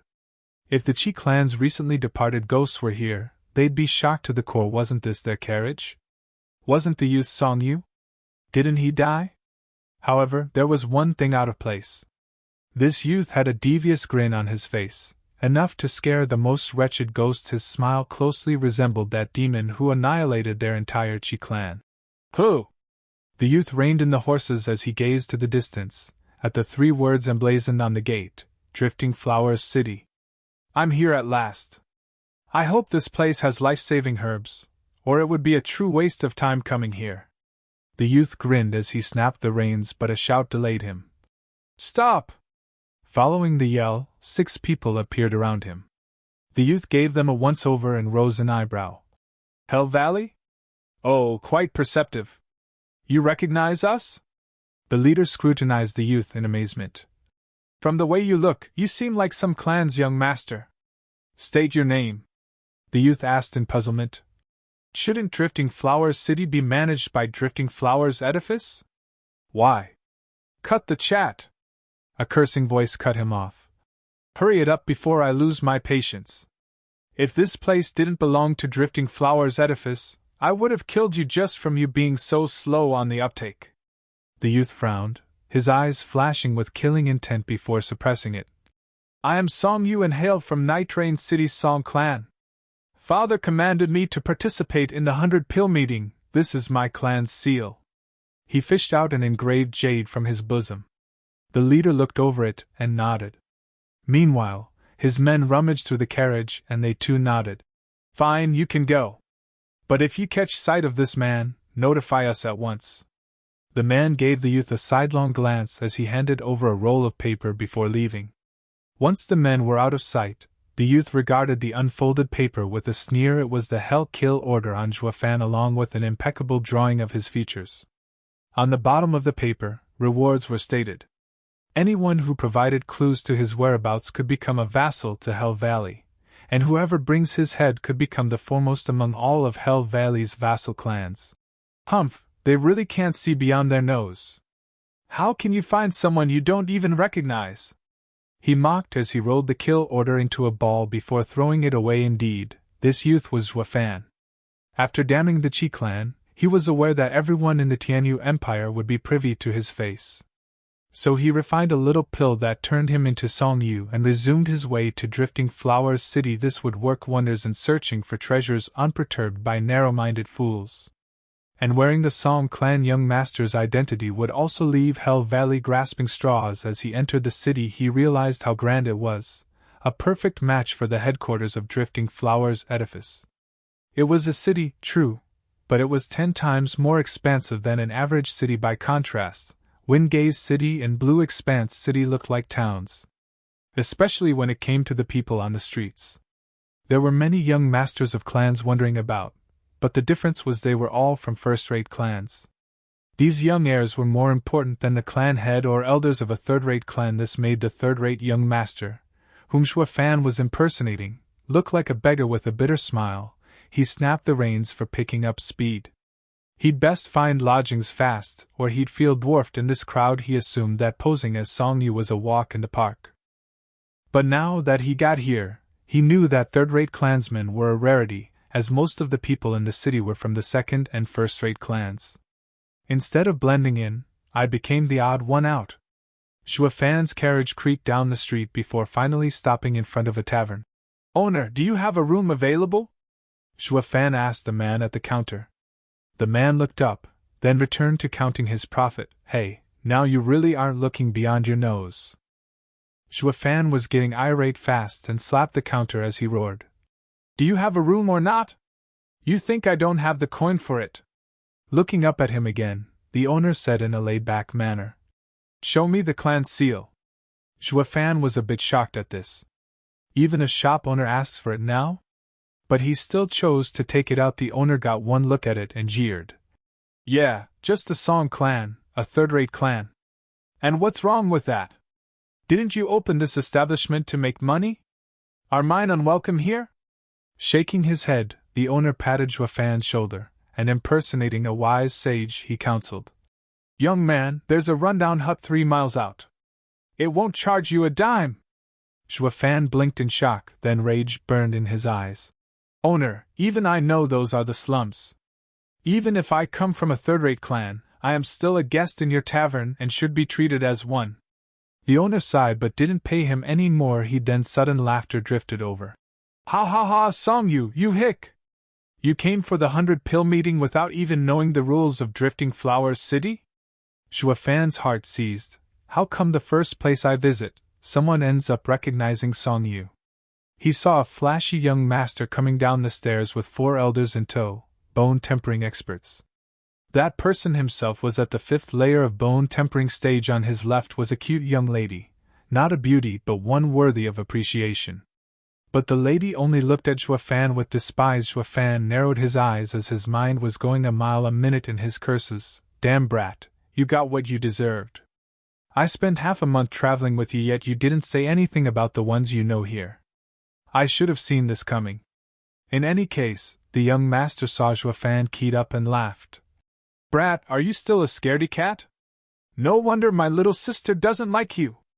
As if on cue, the lady snorted. Fan licked his dry lips in embarrassment and said, brother is quite right. Since you do not welcome me, I shall leave. Hey, wait! Just as Fan was planning on leaving, the young master called out to him, his face tinted in suspicion. Strange, something is off with you today. What brother this and that? Why are you calling me in such an odd way? Fan secretly cursed his bad luck, thinking he was exposed. If that happened, Hell Valley would come storming in, and his plans would go up in smoke. All the more reason he was itching to snap this punk's neck. Oh, right. The young master interrupted his inner cursing by coming up with a seamless explanation. Don't tell me you're still mad that Warner turned down your marriage proposal and ruined your self-esteem. Are you so petty to be still brooding over it after all this time? When he heard this, Fan's eyes sparkled and his heart leaped. It was as if he was grasping straws while drowning and finally found purchase. He instantly changed his demeanor and faked anger. Humph, don't mention it then. We are done here. I don't want to see you guys ever again. Sigh, this is where you are wrong. Why are you dragging me into yours and my sister's problems? The young master shook his head, then his eyes shifted as he said in an understanding tone. Don't forget, we are close as brothers, lifting our spears together and together he. This, Fan understood perfectly. The way he looks, he must be a second-rate clan's young master. How did Song Yu get to befriend him? And by the looks of things, they're buddy-buddy too. Then again, this might not be so bad. Fan's lascivious smile mimicked his. He, a real man doesn't boast about his past glory. You don't need to say it. What? I last longer than you by far. I can take 8 rounds while you only 5-inch. The young master then made an obvious gesture towards Fan. If not for his sister's presence, he'd be going in much more gory details. Sigh, those 3 days and 3 nights were a bliss. Fan saw his intoxicated face and adjusted accordingly. Though the lady there stated her disagreement with her disgusted reply. Gross. She then proceeded to walk out of the tavern and let the 2 perverts to their vile imagination. Chapter 91 Chit-chat. Chapter 91 Chit-chat. P4553R. Fan and the young master were like best pals now, chit-chatting what all young men talked about those days. This worked to Fan's advantage, finding all the particularities regarding Song Yu's past. Dong Tianba belonged to an average-sized town's leading clan, considered a second-rate clan in the empire, but far stronger than the Song clan. Not too long ago, Dong Tianba's father sent him on business to Night Rain City, where this young master hit it right off with the dastardly Song Yu. The moment Song Yu found that his friend was from a second-rate clan, he took it in stride, drinking and going to pleasure houses, not forgetting to act the haughty part that deigned his new position, and all of this alongside his friend.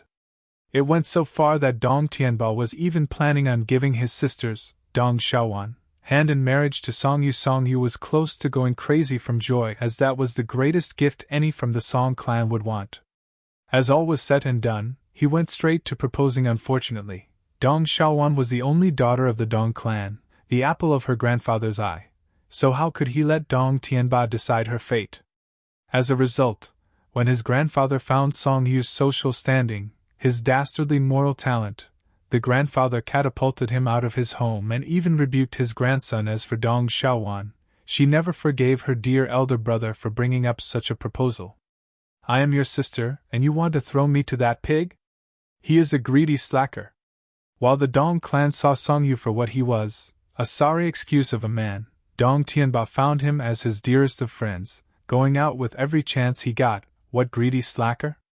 He is true to himself, unlike those hypocritical gentlemen. Dong Tianba recalled that encounter with a smile, feeling he let down his dear friend in Night Rain City. It was also thanks to him for having notified the Song clan of the 100-pill meeting that they sent Song Yu to the gathering. He hoped Song Yu would use this chance to climb the ranks and dismiss the Dong clan's despising glances. With a bit of luck, the Song clan would be under Drifting Flowers Edifice's care, and the Dong clan would have nothing to say if he asked for Dong Xiaowan's hand again. Zhuo Fan gave a bitter smile at the side. This is one odd elder brother. The rotten Song Yu just invited him to a drink a couple of times, and he is ready to throw his sister in the former's lap. If I were the Dong grandfather, I would have tanned his rear to a paste. Furthermore, how come you push your sister on others you like while you yourself are unmarried? Zhuo Fan shook his head, worried over the happiness of the Dong clan and Dong Tianba's sister. Even the 4 elders behind them were red-faced with humiliation from having such a weirdo for a young master. They even looked around at times to make sure no one heard him. Zhuo Fan sighed. Birds of a feather flock together. Bro Song! Dong Tianba beckoned him with a strange smile. Where's your sister? Zhuo Fan replied. She left after bringing me here. I made sure to personally see her off. He had an ineffable smile when he said personally. But it went over Dong Tianba's head, who was downcast. And I really wanted to gaze upon Miss Song one more time. I would have long sent the dowry if not for my old man refusing to have anything to do with your clan. Ha ha ha, the world houses countless beauties, bro Dong needn't hang on just one. Zhuo Fan smiled. My sister doesn't deserve you. Look around, there are countless girls in Drifting Flowers City to feast your eyes on. Sigh, bro Song, you wouldn't understand. You can't touch any of the girls here. Dong Tianba made sure no one was around before whispering. Don't you know that the Drifting Flowers edifice is unique among the 7 houses for only having women? For 1,000 years, they had men marry into their house. This is a place where women reign. Does that mean you can't even chase girls? Dong Tianba had a deep look this time. Bro, how come I feel like I know you less and less? Don't you know chasing and harassing have different meanings? Zhuo Fan laughed in dismay. Yeah, you're absolutely right. Bro Dong is a genius. Ha ha ha, we both are. Didn't we used to swap pointers? How could you forget? Must be from the blow my sister's refusal gave you that you succumbed to your vices. Zhuo Fan nodded repeatedly. Dong Tianba was an oddball, but quite true to others. Talking with him all this time made Zhuo Fan feel at ease. By the way, Brother Dong, what other rules are there? Like this tavern? Almost forgot. Dong Tianba spoke in a heavy tone. Because of the massive influx of people throughout the 100-pill meeting, the Drifting Flowers edifice has laid some rules regarding lodging. The third-rate clans are to stay in the poor district, the second-rate clans in the taverns, and the first-rate clans are welcomed by the 15 floor keepers. The 7 noble houses. There are people from the 7 noble houses here? Xue Fan raised a question. Dong Tianba nodded. That is only natural. The 7 houses might be plotting and scheming among each other, but Drifting Flowers edifice is neutral. It is expected for 2-3 houses to be here, welcomed personally by the edifice lord. At the very least, Hell Valley is certain to be here. Xue Fan gasped. That explained the Hell Valley's disciples at the gate. They weren't purposely placed in every city for searching him in particular, but because they followed someone important from their house to participate in the 100 Pill meeting. The one who must be representing Hell Valley had to be an elder, or maybe their valley lord. Who came from Hell Valley? Xue Fan asked, frantically wrinkling his brows. Dong Tianba shook his head. But then a man burst through the door huffing. Young master, the young miss is in trouble. Dong Tianba jumped to his feet and rushed with the 4 elders. Xue Fan was right behind them. They arrived at a market. There were many people standing at the sideline in silence. A fine and charming lady stood in front of a stall, holding a delicate piece of jewelry. Her phoenix eyes darted towards the crying woman on the ground. Dong Xiuan's cheeks were swollen as tears streamed her stinging face. Anyone there would realize she was slapped, and not just once or twice. Dong Tianba hurried to help his sister as he roared. Xiaowan, what happened? Who did this? Brother, let's just go. Dong Xiaowan held in her sobs while taking a side glance at the stuck-up lady in red. Who said you can leave? The lady said with malice. Her sharp eyes stabbed like swords and made Dong Xiaowan shiver. I told you to slap yourself 100 times. Aren't you skipping some from 30? No matter who you think you are, I can make your whole clan burn if I want to.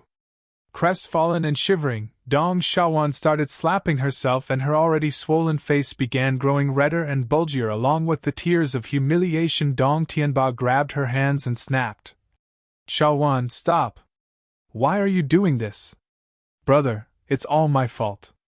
Dong Xiaowan cried. I wanted to buy that item, but she... Dong Tianba heard it clearly even if her voice trailed off.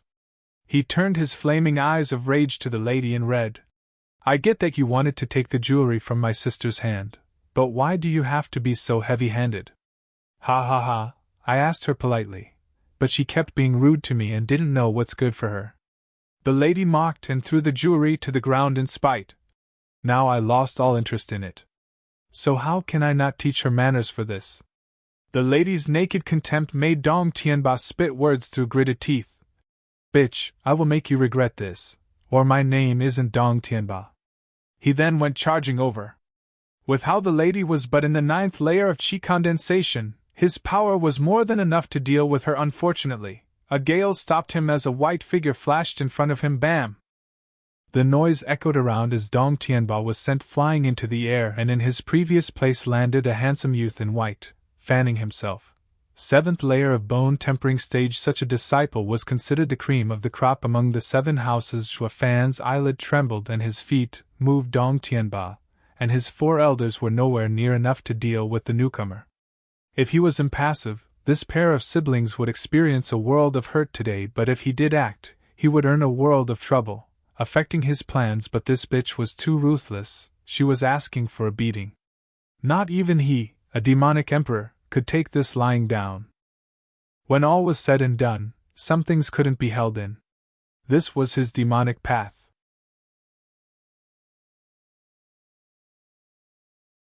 Chapter 92 Only a Game. Chapter 92 Only a Game. P4553R. Dandan, what happened? The white youth turned a blind eye to Dong Tianba and focused on the red lady. She, on the other hand, had only naked disdain for the Dong clan. Nothing of importance, just some blind dogs yapping at my feet. Oh, they must be truly ignorant to offend Peony Edifice's Grand Miss Xiao, ha ha ha. The youth mocked. His words caused widespread shock, especially to Dong Tianba. What? The Peony Edifice? Belonging to the Drifting Flowers Edifice? Dong Tianba looked towards his terrified sister in a daze. That was why his sister was so set on bearing this humiliation. No one from the 7 noble houses could be offended, or one's entire clan would go extinct. Wonder how? Dong Tianba sighed at his tear-stained sister, Feeling how wrong she was, Xiao Dandan couldn't care less for their plight and glared at Dong Tianba. "Weren't you about to hit me? Well, what's stopping you?" Dong Tianba's body shivered and started to regret his transgression. "I was at fault for not noticing your grandeur and offending Miss in my rash action. Please pardon me." "Pardon? How are you guilty?" Xiao Dandan sneered. "You just said that I coveted your sister's item and then humiliated her. Sticking out for her is only normal, but do you have the strength to back it up?" Gnashing his teeth, Dong Tianba cupped his hands. "Miss' lesson is that I am powerless and still dared to strike." He then slapped himself 6 times and his face swelled. The people around shook their heads.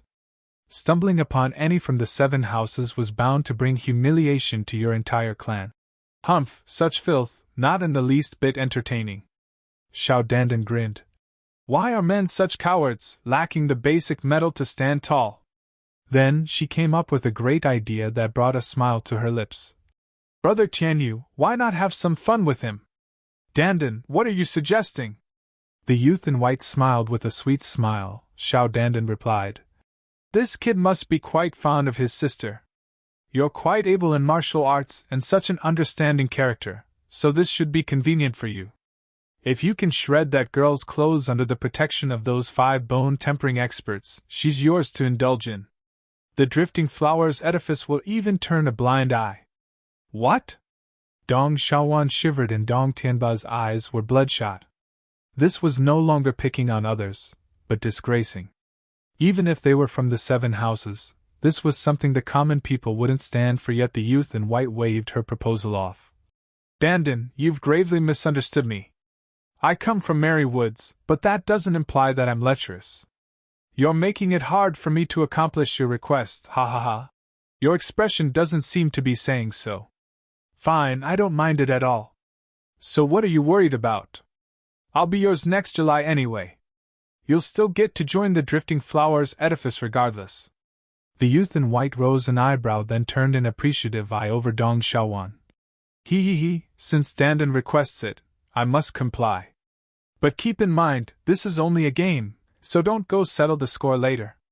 Despicable! Xiao Dandan rose the corner of her mouth. The youth in white walked towards Dong Xiaowan, who shivered at each of his steps. Ha ha ha!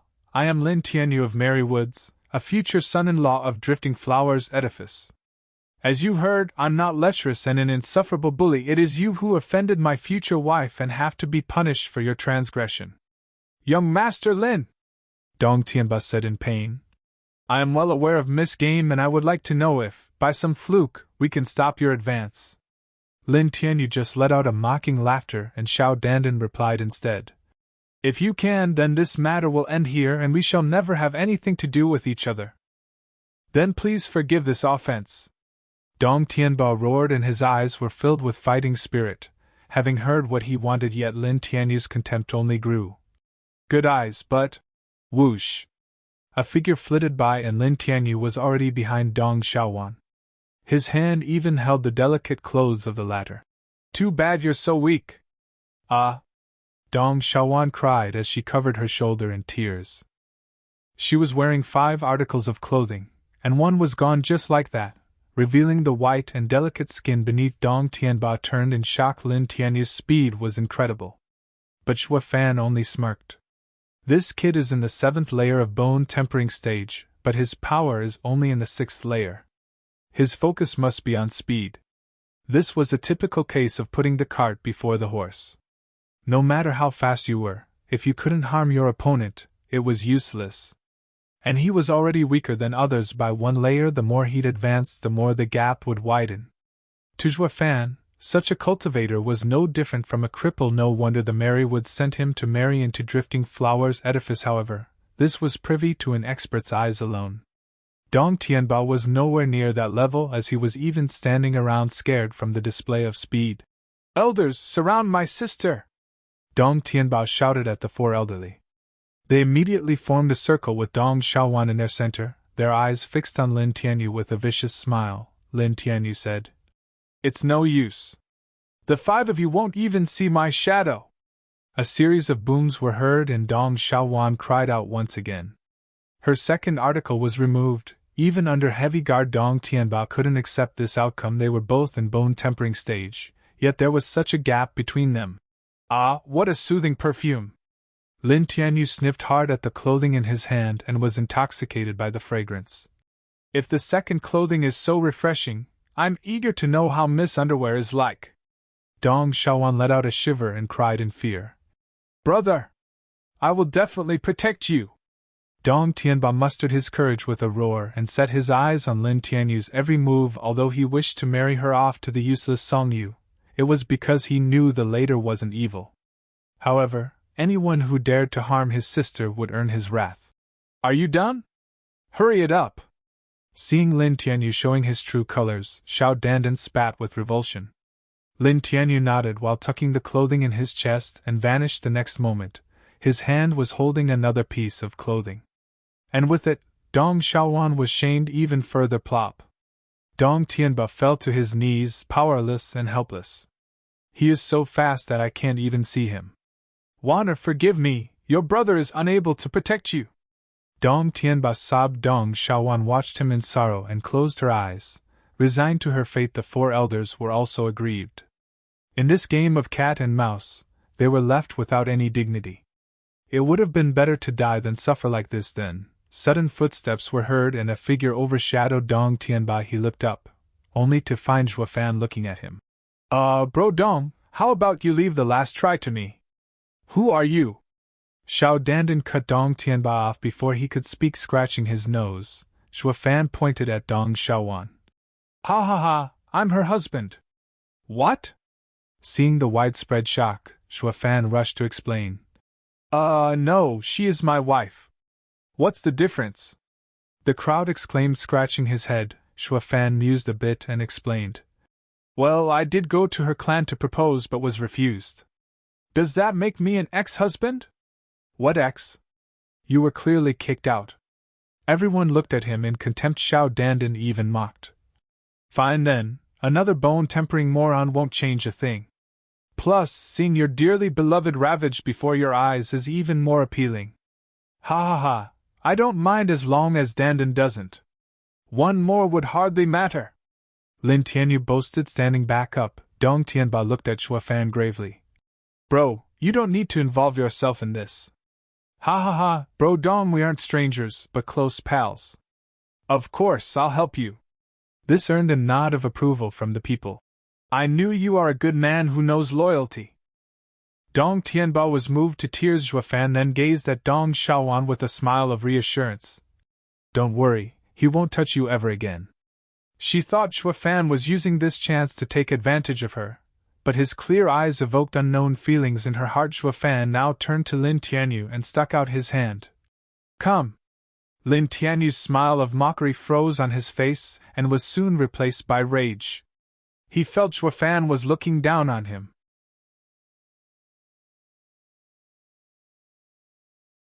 I'm sure a disciple from Drifting Flowers edifice wouldn't cross her word, so let us end it here.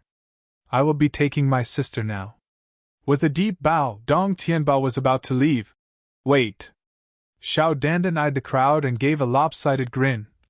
I will forego this matter, of course, but too bad Brother Tianyu isn't too fond of that idea.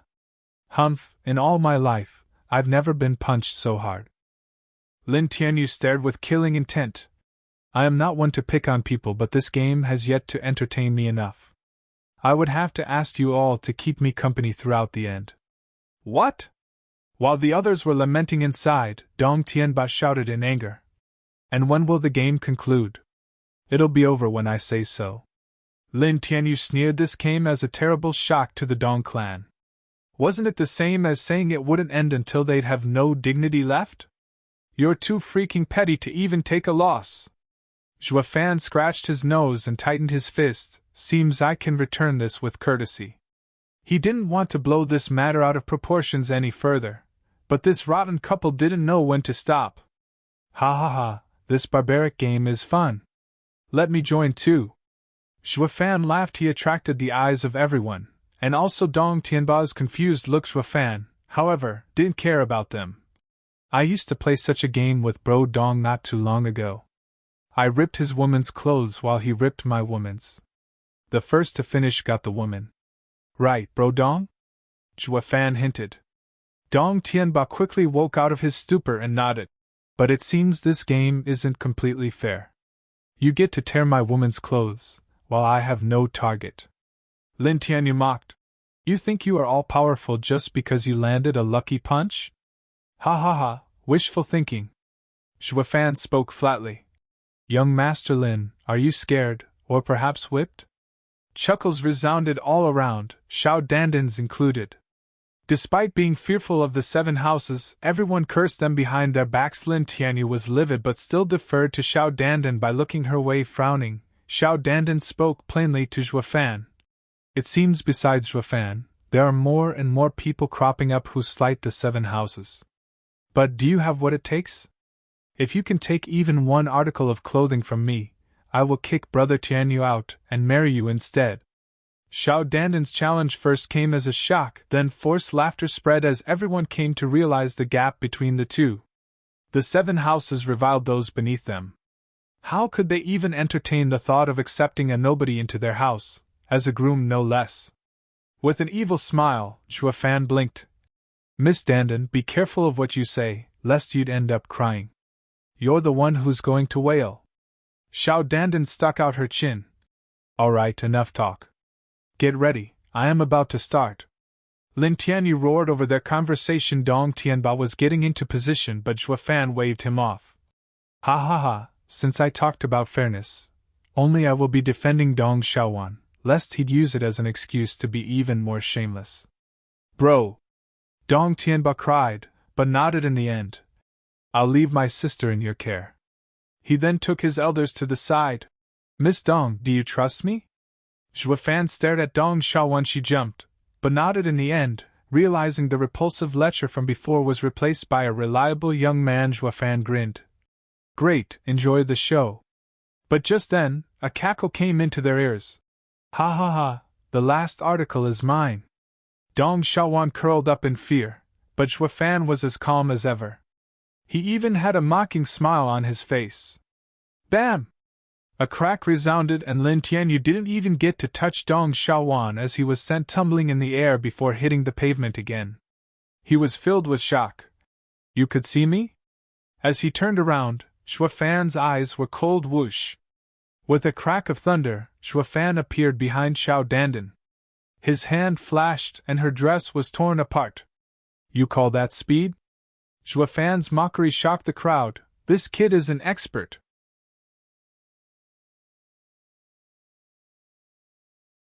Chapter 94, What Goes Around Comes Around.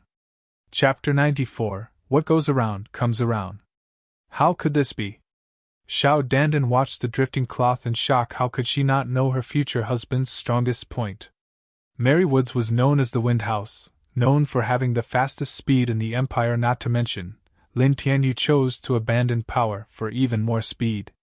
He reached such a mastery that even a peak bone-tempering expert would be left in the dust. However, a low-level bone-tempering brat did the unthinkable and managed to surpass him. Not only was Xiao Dandan incredulous, but so was Lin Tianyu. His face was frozen in shock as no words could leave his mouth. As for Dong Tianba's group, they were slack-jawed. Particularly young Master Dong, who knew Song Yu for ages. Never once had he displayed such outstanding features. Yet here he was, a third-rate clan's member winning against the 7 houses' disciple. Everyone became silent, with all eyes focused on the proud Zhua Fan, their words stuck in their throat. Grinning evilly, Zhua Fan sniffed and said with satisfaction oozing from his voice, Miss Dandan, you truly are an amazing beauty, evident from this fragrance. I will never forget this soothing smell for as long as I live. Xiao Dandan stared at him with a red face. Lin Tianyu was turning green, his heart bleeding from hatred. Bastard! You dare harass my wife in my presence? Do you take Mary Woods for nothing? Taking a side glance at Lin Tianyu, Zhua Fan grinned inside and flashed before Xiao Dandan. She then cried in panic when Zhua Fan hugged her. She tried to resist but was a moot effort against Zhua Fan's cultivation. Damn brat, what do you think you're doing? Lin Tianyu roared. Zhua Fan watched the red-faced Xiao Dandan and raised an eyebrow in challenge. Miss Dandan, I'm not as flimsy as that weak lord. I've always learned to take the initiative with a woman. My actions were a bit rude to you, miss. So, you can hit me or curse me, but I'll still do the same. Xiao Dandan was glaring at him, yet her heart stirred. Zhua Fan's pushy attitude was worlds apart from Lin Tianyu's flattery. This feeling was so new to her that she didn't know where to place it.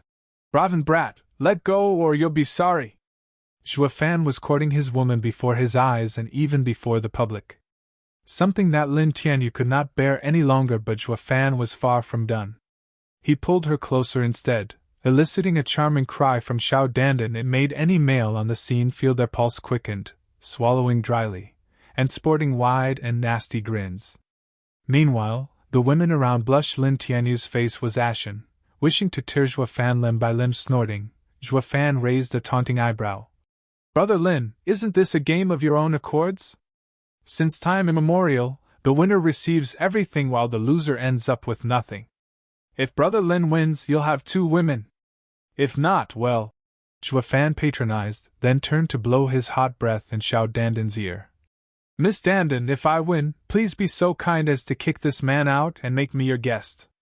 His tone was soft, yet his words traveled far, particularly stabbing into Lin Tianyu's ears. However, this wasn't what struck his core. It was Xiao Dandan's blushing and faint nod. Zhua Fan had given another wave of shock to the crowd, and many were now eyeing him with envy. Damn rotten bastard. He snatched a drifting flowers edifice's girl right out of that flimsy Mary Wood's disciple in minutes. His skill is worthy of being a pioneer in the sacred art of chasing skirts. If I had such skill, I would also take a drifting flowers edifice girl for myself. Lin Tianyu trembled, his lips leaked a trail of blood. Bastard, you've taken this too far. Ha ha ha, what of it? What goes around comes around. Next time, if you're lucky enough to win, then speak. Zhua Fan's wicked grin wasn't in the least bit heroic or worthy of his conquest, but it made everyone's heart shiver. While the women were swooning, Lin Tianyu had a belly full of hatred. Zhua Fan's incessant mockery was trumped by stealing his woman. This exceeded his bottom line long ago. Son of a bitch. Once I peel your girl's clothes, I'll finish you off. Lin Tianyu appeared before Dong Xiaowan. She cried in fear, but Lin Tianyu's evil clutches didn't arrive. A slap cuffed him over the ear into the ground.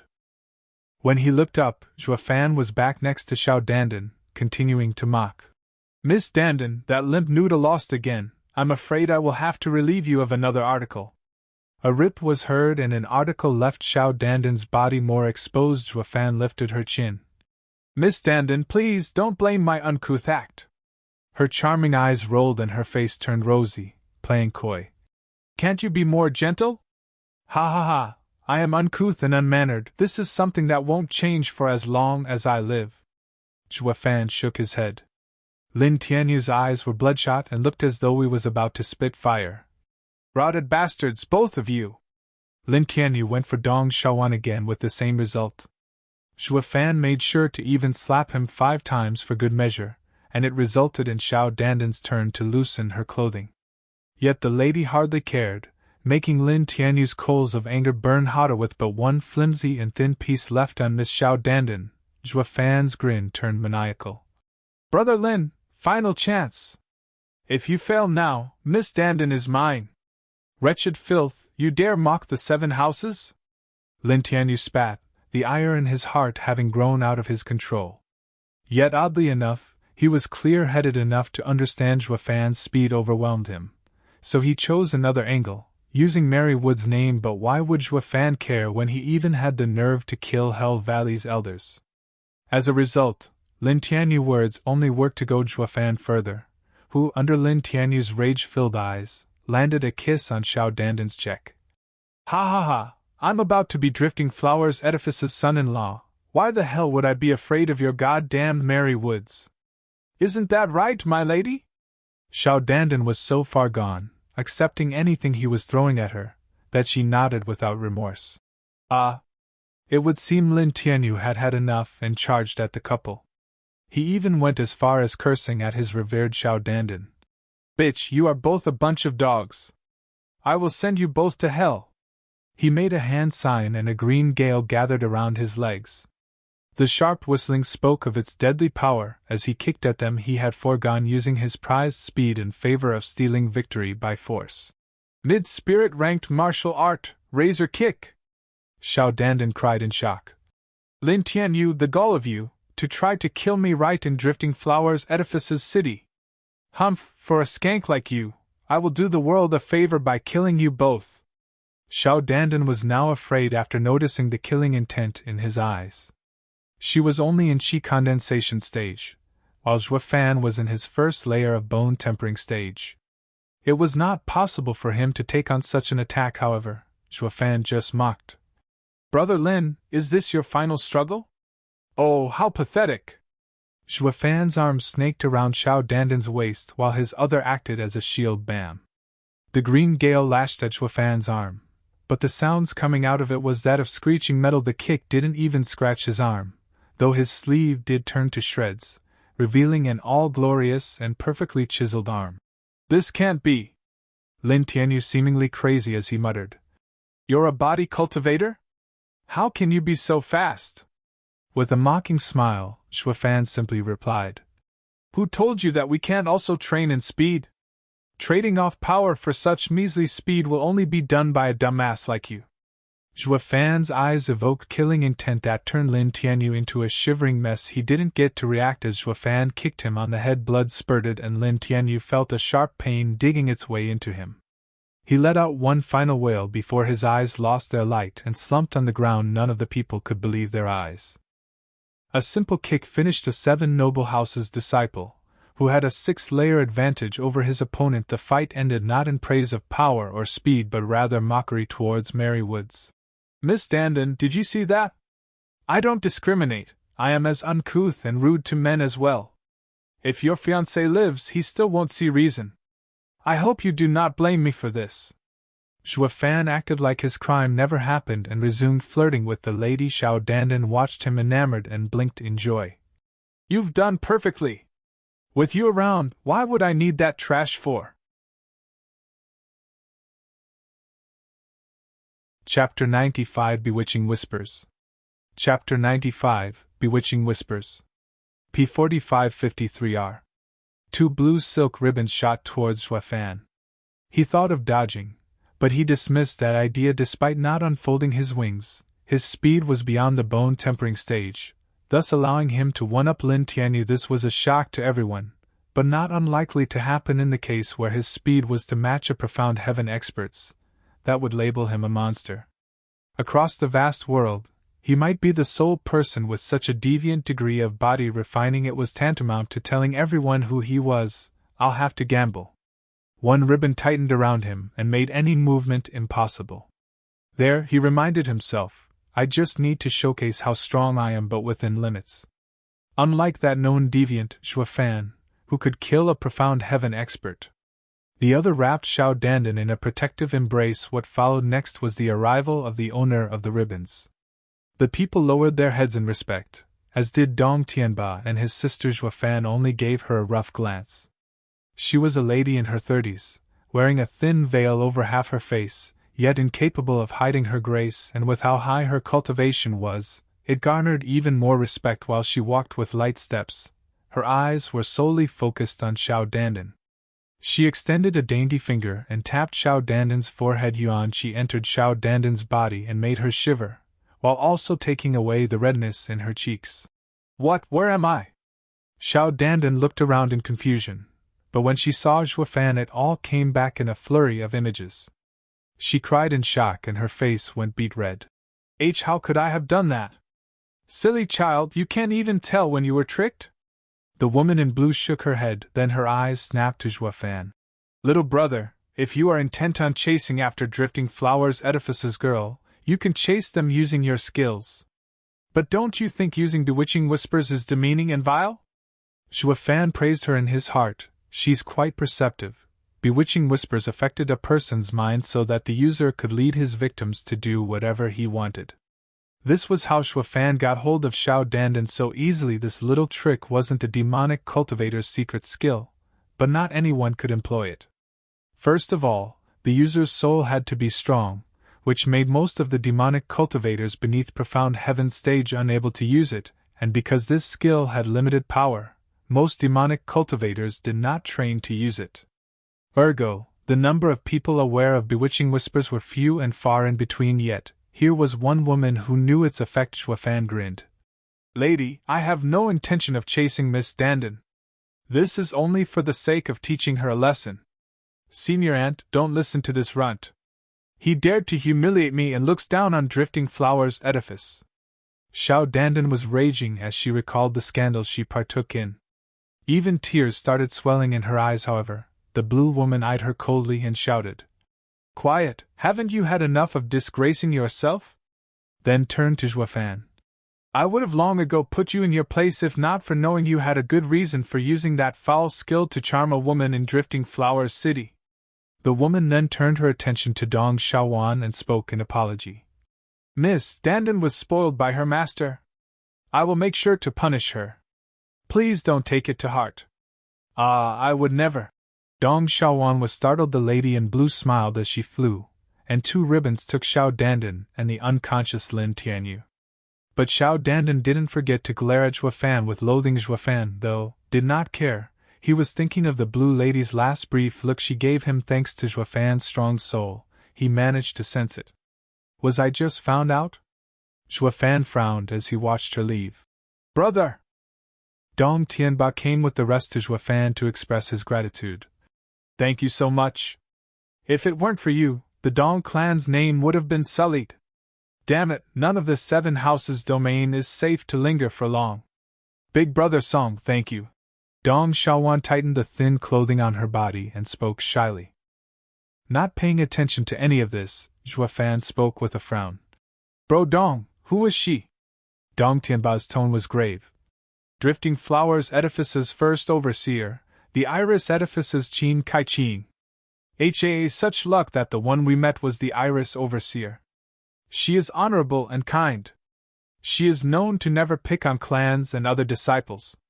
But if it were Peony Overseer, with her fickle personality, she would have released her wrath on us. I see, with her cultivation, it is no wonder she is an overseer. Xuefan took a deep breath and ripped the ribbon to shreds. Bro, how are you so strong?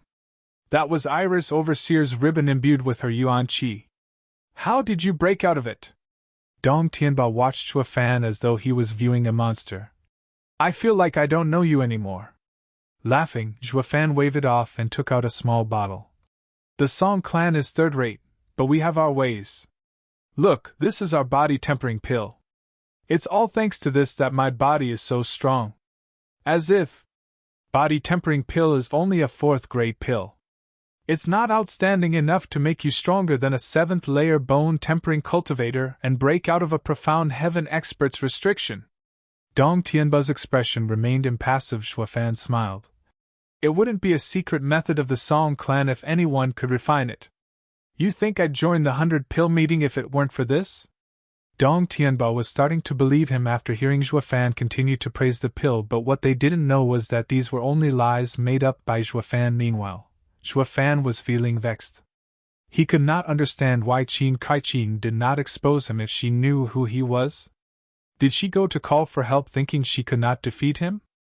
If that is the case, then staying here would be all the more dangerous. She could be asking for backup. Xuefan said frantically. Bro Dong, I have some urgent matters to take care of. Let's talk at a later date. Sigh, I haven't given my proper thanks, how can... But before he could finish, Xuefan was already meters away waving his hand as he left. Dong Tianba was startled but sighed in the end. Bro Song truly is husband material. Wanner, you must be regretting your refusal by now. Brother. Dong Xiaowan rolled her eyes, but still peeked at Xuefan with clear and emotion-filled eyes. Meanwhile, at the Drifting Flowers edifice, in the guest hall, a charming and enticing woman in red sat in the lounge.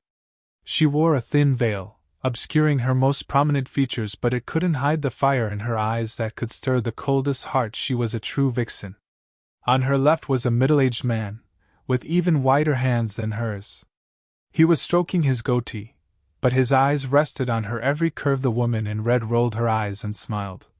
Elder Lin, do I have something on me? Cough, Peony Overseer must be joking. The old man faked his cough and showed an embarrassed smile. I can't help but wonder, why isn't the exalted edifice lord present, and it is the peony overseer who is welcoming me instead? He, is Elder Lin not satisfied with me? The lady fluttered her eyes at him. Her gesture almost stole the elder's soul away, finding it difficult to reply. Peony overseer is very considerate and kind, and humph, I came here to join the 100 pill meeting, not to see you two flirt. An angry snort came from Peony overseer's right, a red-haired elderly. Since the meeting hasn't started, I'll be leaving. I have important things to take care of. Hell Valley's fifth elder, why are you so vexed? Peony overseer smiled. The meeting will commence upon the edifice lord's order. The great houses have yet to gather, so it is only natural for it to take a while longer. Peony overseer, don't listen to this old goat grumble. These days Hell Valley was sacked of its 3 elders by a mere brat. Fifth elder slapped the table and glared at the middle-aged man. Lin Zetian also stood up and returned a glare without fear. Want a fight? Their power was on full display and sparks could fly at any second. But laughter interrupted their staring contest. Ha, how rowdy. If you guys want to fight it off, count me in.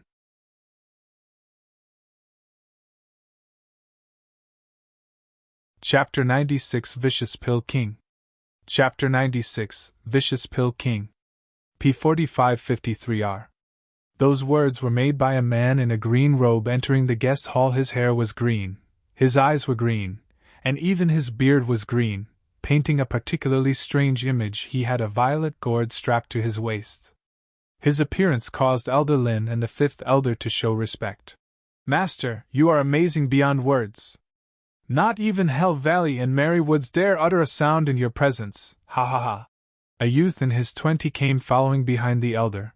He was at peak bone tempering stage. Yet, his tone lacked the respect and manner one should have when talking to the 3 other people present there. The trio's faces turned ashen. Their anger was slowly rising, but they held their tongue. This scene would shock anyone. 3 profound heaven experts were mocked by a bone tempering pup. And they didn't even retort, despite the rude tone. Fifth elder, who was known for his quick temper, was also silent. A scene that even his disciples would find it hard to imagine. Elder Yen, you should mind your disciple, he doesn't seem to have any manners. Is this how a junior speaks to his elders? Fifth elder said unhappily. Yet the elder in green caressed his beard with a smile.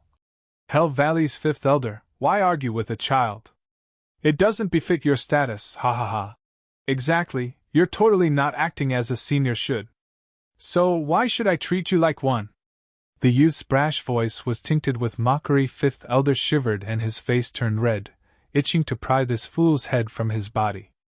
But he forced his anger down, and resumed to clenching his fists with a crack. A piece of the table was vaporized. Lin Zetian eyed the fifth elder's anger, and secretly sighed. He had some reservations when looking at the elder in green as he forced a laughter. Ha, I'd never guessed such a small meeting will bring together 4 of the 7 houses. With Elder Yen attending, the meeting will run smoothly. He, Lin Zetian, you don't need to give me lip service. I know none of you see me eye to eye. But who told you to name it as the 100 pill meeting? You think it's worthy of the name 100 pill if I, Vicious Pill King, is missing in attendance? The elder in green didn't give Lin Zetian any respect and even mocked him to the point Lin Zetian turned his head away. Peony overseer was livid, but on top of her anger lied a deep seething hatred. Elder Yen Song. Peony overseer spat. Drifting Flowers edifice doesn't seem to have extended Pill King Hall an invitation. So why have you graced us with your uninvited presence? Ha, Peony overseer, you're as fiery as ever. With his eyes flashing green, Yen Song snorted. In the Tianyu Empire, I can go wherever I want with no one daring to oppose me.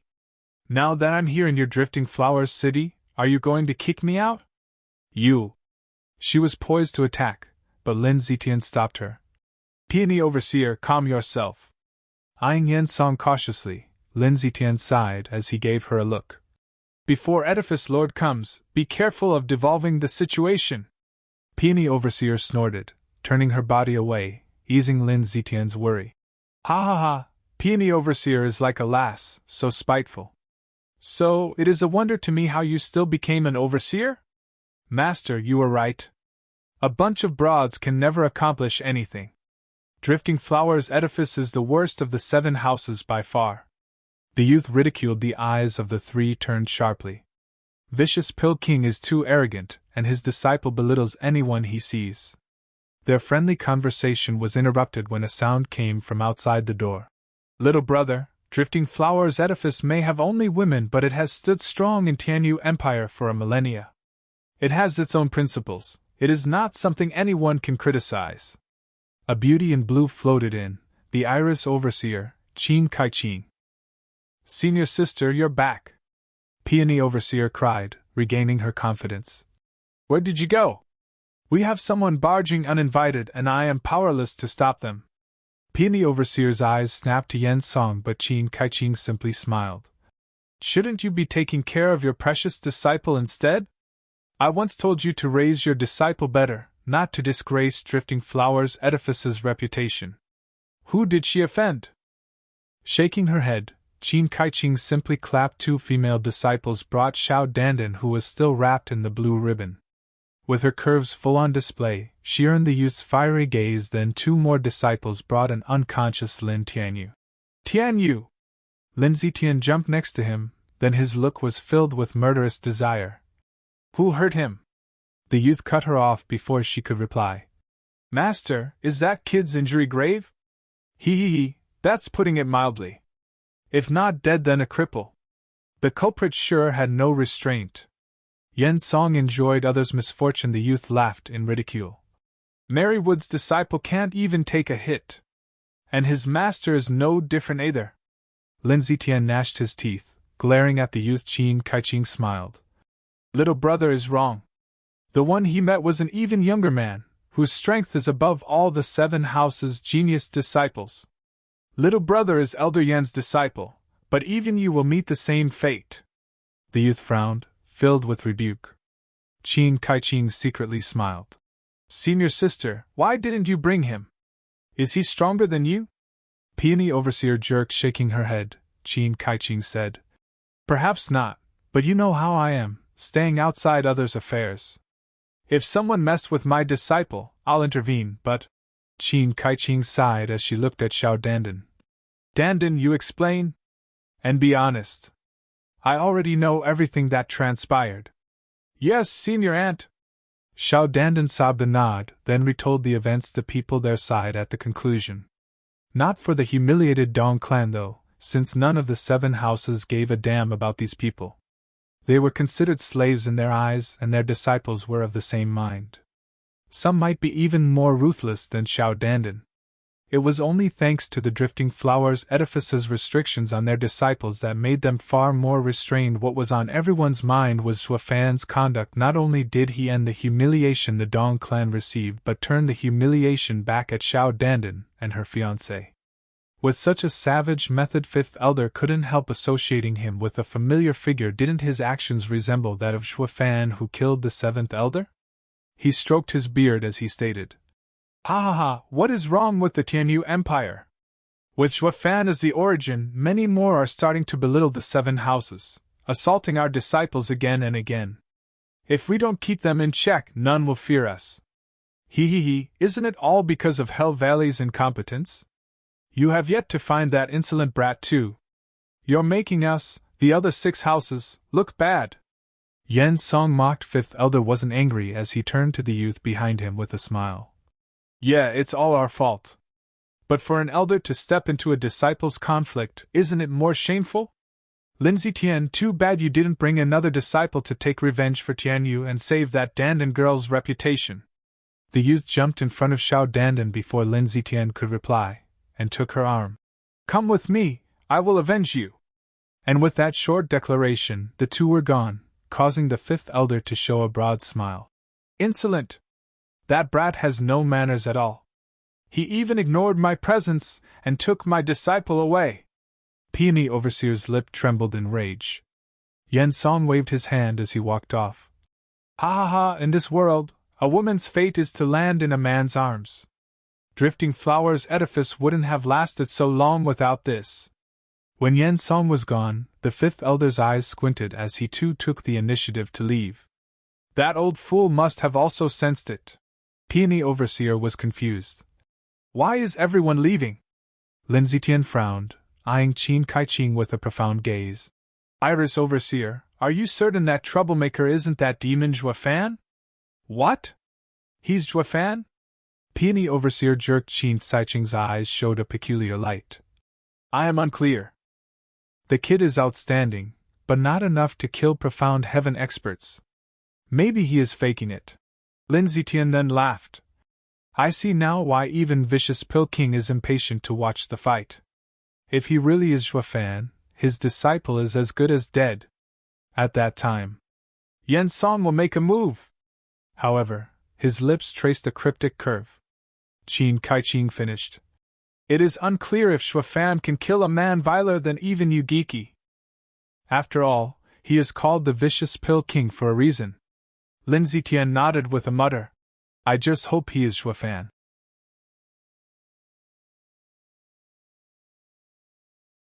Chapter 97 Scourge Woman. Chapter 97 Scourge Woman. Under the faint rays of dusk, Zhuafan was venturing alone through the city. He seemed to be at ease, but his mind was hard at work. He was spreading his soul to his surroundings for detection purposes, yet, after such a long time, no expert appeared in sight. Maybe I'm reading too much into this. Maybe my cover isn't blown, Zhuafan whispered. As he strolled around, he ended up around a street with rundown buildings. This place housed people like Zhuafan, those from third-rate clans. Hey, this is my area, take your things out of here. Cut the crap, I came first. What's yours? Get lost. Kid, you dare talk back to this young master? Do you know who I am? Humph, why would anyone care? If you think you're so great, then how did you end up here? These events played out everywhere, the third-rate clans claiming a new dwelling as theirs. This was a place where the weak were despised. Yet, ironically, even these weaklings, who were discarded in this dump, fought among each other. Humph, what a pathetic bunch. This is why third-rate clans can't amount to anything and deserves to be in the slums. Zhuafan spoke in a harsh voice. No longer paying them any heed, he walked further in and found the shabby buildings on both sides have already been taken. Everyone eyed him with open hostility, afraid he'd want to fight them over their lodgings. This seemed like a common occurrence here. Zhuafan scoffed. His every action was only to further his own goals. Fighting over a house disgraceful to him, unfortunately, he found no place vacant as he wandered around. Do I need to fight for a bed? It is much better to take the sky as my roof. Zhuafan suddenly halted. His eyes watched the house before him with skepticism, then he looked at the people around oddly. At the end of this row of shabby houses, there was one building that looked to be in better shape, yet no one lived in it. With how rowdy the crowd was before, now, there was no sign of anyone around. Frowning, he turned to the people fighting in doubt. Why are you foolishly fighting? Can't you see that empty house? Humph, you're the fool. If you want to die, go right ahead. Someone was quick to snap in derision. Zhuafan was baffled. But one man was kind enough to advise. Brother, you can stay at my house if you'd like. I will make room for you, but you mustn't step foot in that one. Why? Sighing, the man explained. You are new here, so you don't know. The owner is a scourge woman, her body riddled with disease. Many have disregarded this warning and chose to live there. Even though they stayed far away from her, in the back of the house, they all died 3 days later. Yeah, not even beggars would stay there. And because of lack of space in the Drifting Flowers City, as the 100-pill meeting approaches, we were sent to this dump. Goddammit, isn't Drifting Flowers Edifice the ruler here? Why don't they just take out this scourge woman once and for all? Zhuafan snorted inside. If that woman was disease-ridden, he had to see it firsthand for himself. You all are standing outside yapping on and on. None of you dare to take action and still want to send someone else in to kill her. It was obvious who were the true scourges. Ignoring the senseless chatter, Zhuafan was walking straight to it under everyone's gaze. Brother, do you have a death wish? My life is boundless. Zhuafan waved him off. Whether plagued or poisoned, while other people heated in anxiety, he was worryless. Demon transformation art could absorb anything in this world, even this disease. The closer he got to this plague district, the colder it became. This made Juefan frown. He found no plague here, but abnormal changes that could only come about from an array. Who's there? Juefan followed the shout to see a girl before a broken-down house in rough linen staring at him. The girl may be dressed in coarse linen, hiding her form and face, but her pure eyes caught Juefan off guard. He swore he never saw such mesmerizing eyes in his life. What beautiful eyes! Juefan admired the girl's cheeks turned a tint rosier. Her eyes lowered a bit but still had the same coldness. Who are you? Who told you can come in? I am Nitrain City Song Yu, arriving here for the 100-pill meeting. Because of my third-rate clan status, I can only stay here. Juefan cupped his hands, smiling like a gentleman. The girl frowned, her tone harsh.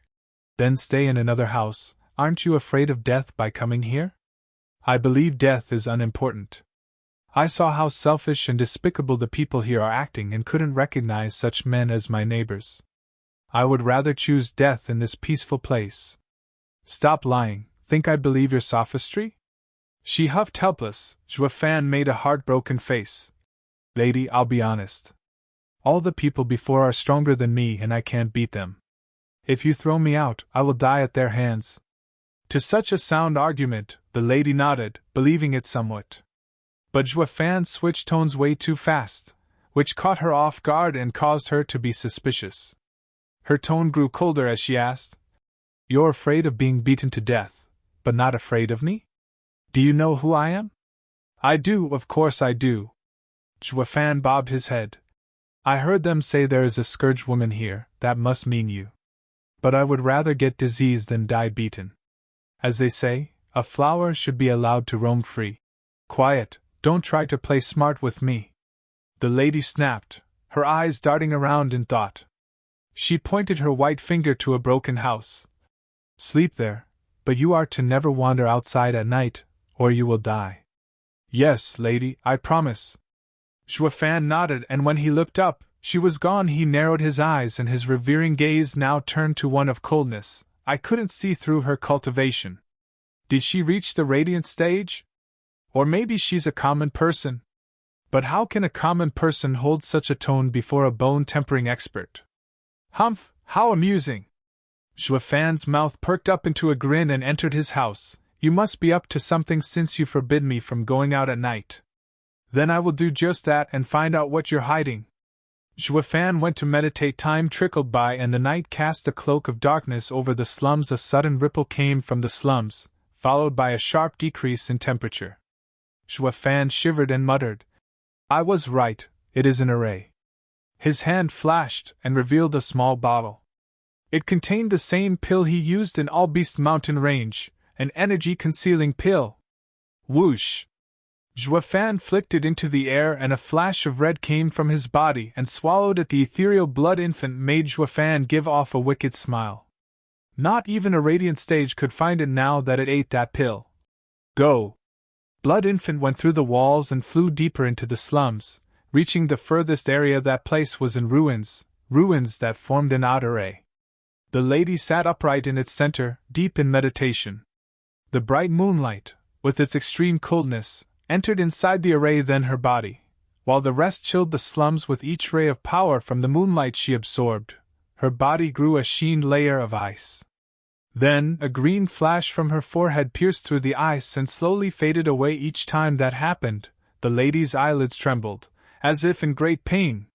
Third grade array, a moon array. Juefan sighed and withdrew the blood infant. He now understood why the previous people died. He thought it was because of the Scourge woman's vile conduct or her disease. But after he saw it, he knew that it was neither of those. She was only treating herself. The ignorant people approached her and the moonlight-seen energy ravaged through their meridians, and that damage eventually killed them. Moon array allowed one to absorb the moon's yin and cultivate, but spending too much time in it would throw one's inner balance out of whack. Yet, this Scourge woman had no intention of cultivating. She was just using the moon's yin to suppress the poison inside her. Unfortunately, this was not without side effects. As yin gathered inside, Her meridians would start to deteriorate, and one day, she would become a cripple. The more she tried to contain the poison, the more violent it would be when she couldn't hold it in check any longer. It could even take her life. Such a scene caused even the great demon cultivator, Shuafan, to feel pity for the lady. Just what poison was so deadly that needed such an extreme method to suppress it?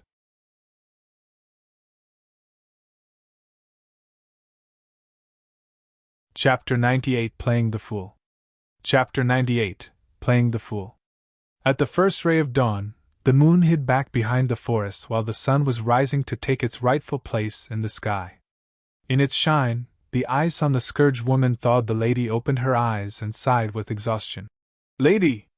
A cry of shock came from Shuafan, holding fruits to his bosom as he staggered towards her. The Scourge woman jumped to her feet and waved the leaves to cover the array. Then she snapped a glare towards Shuafan. "Didn't I tell you not to wander about? What are you doing here? Lady! You didn't say anything about going out during the day." Shuafan acted oblivious to the array beneath him, pointing naively at the sky. The Scourge woman was stunned, then blushed. She rebuked. "If you are to stay in this place, you must remain in your quarters, even through the day. Or I'll kick you out." "Eh?" Shuafan shuddered from the heavy injustice that befell him. He hanged his head and walked away with Ramos. But then he turned to leave the fruits before the woman. "Lady, I find your complexion to be slightly pale, so I picked these this morning. Please take them. And thank you for letting me stay." Shuafan sighed and trod away. He made himself out to seem as though he was a particularly bleak figure, filled with loneliness, who had suffered a dash of injustice. The woman turned from him to the fruits and her heart softened. Picking one up, Shuafan's back was towards her, but his soul gave him full knowledge of her every move. He let out a devious grin. So long she picked just one fruit, it proved he had made a breakthrough to her heart. Next, he needed to stick to her for as long as possible to find out the poison that had cursed her. There's a fine line between godly medicine and abominable poison. As the 100-pill meeting hadn't begun yet, he had no clue where to search for rare ingredients. Since he had the time, who knew if he might get something from sticking close to the Scourge woman? Women are the best swindler, and ironically enough, the easiest targets. Shuafan snickered inside as he slumped away from her sight. Noon. The Scourge woman was doing her usual routine, sitting upright on a rock, absorbing the sunshine one breath at a time. A sudden hubbub pierced her ears, disturbing her inner peace. With fire in her eyes, she marched to the source. She watched a throng of people raving. "Kill him! Beat that lousy punk to death!" She approached doubtfully and witnessed Shuafan wrestling with a stocky third-layer bone-tempering expert. She shook her head, ready to leave, but Shuafan yelled at the top of his lungs. "I won't let you insult her! She is a good person. Screw you! That Scourge woman killed numerous people already, and you still dare to take her side?" The stocky man he was fighting against punctuated his reproval with a slap, but Shuafan was stubborn as a mule. He was mocked, roughed up, shamed, yet his eyes never lost their will to fight. "Humph, she's been living here long since you came barging in. Before then, some people died to God knows what, and you people start slander the lady. Can you even call yourself a man? Hey, this kid is asking for it. Finish him off. Yeah, letting him live will invite disaster upon us. He is just like that Scourge woman, wanting to kill us all. But before he kills us, we'll just have to take him out. Kill, kill!" The crowd began chanting like madmen. The Scourge woman saw this unfold with a shiver as anger started to well up in her eyes. "Stop!" A crisp shout rang in their ears, even over the thunderous roars of the mob. They turned in shock, then shivered in fear, staggering away. "It's the Scourge woman! Watch out, everyone! Or she'll infect you if she gets too close!" In an instant, the people around started to run off. Even that bone-tempering expert dismounted Shuafan's prone figure and fled in fear. The Scourge woman walked straight to Shuafan and helped him stand. She only eyed the crowd around them, then brought him back to the plague house. The mob sighed in relief and wiped their sweat as they watched them go. "Split the money!" A sudden shout echoed. The people gathered around again, and at the center was a pile of glittering spirit stones. The dazzling show of light struck the core of everyone. "Damn, this must be more than 10,000! Wasn't that kid from a third-rate clan? How did he get so rich? Hey, stop poking your nose in others' business. Who cares if he wants you to beat him up as long as you get paid? This must be around 50,000 spirit stones. That young master said each can take 1,000, not a stone more. He, I got it. That fellow wants that Scourge woman, so he wanted us to make a play. He is playing with fire. Who in the hell would go after a woman plagued with disease? Bam! But his words were welcomed with a flurry of blows. The man turned in shock at the angry, stocky man. He told you to not speak of this once you get your cut. If just one of you has loose tongues, all of us will end up dead. What's so scary about a rich kid? Even if he might be from a second-rate clan. The first guy was still trying to justify himself, but the stocky man's slap left him traveling through the air. Bastard, I told you to shut up. You can't even begin to imagine what that young lord will do to us if this gets found out. The stocky man's inflamed fists trembled with fear. Recalling the scene of a man turning to ashes before him, Zhuofan let only him witness the almighty power of fear. The others were oblivious to his devious and poisonous acts. Nonetheless, since this stocky man was the strongest among them, if he was scared, he would share the fear and keep his words in mind in a flash. They clamped their mouths and left after taking their share of spirit stones. On the other side, the Scourge woman took Zhuofan to the broken-down house. A small bottle appeared in her hand after seeing his bruised up and bleeding body. She ordered in a rather cold voice, "Eat it." Zhuofan knew it was a healing pill, but he turned his head away. How could those useless bone-tempering men even dent his perfect fifth-grade demonic treasure body?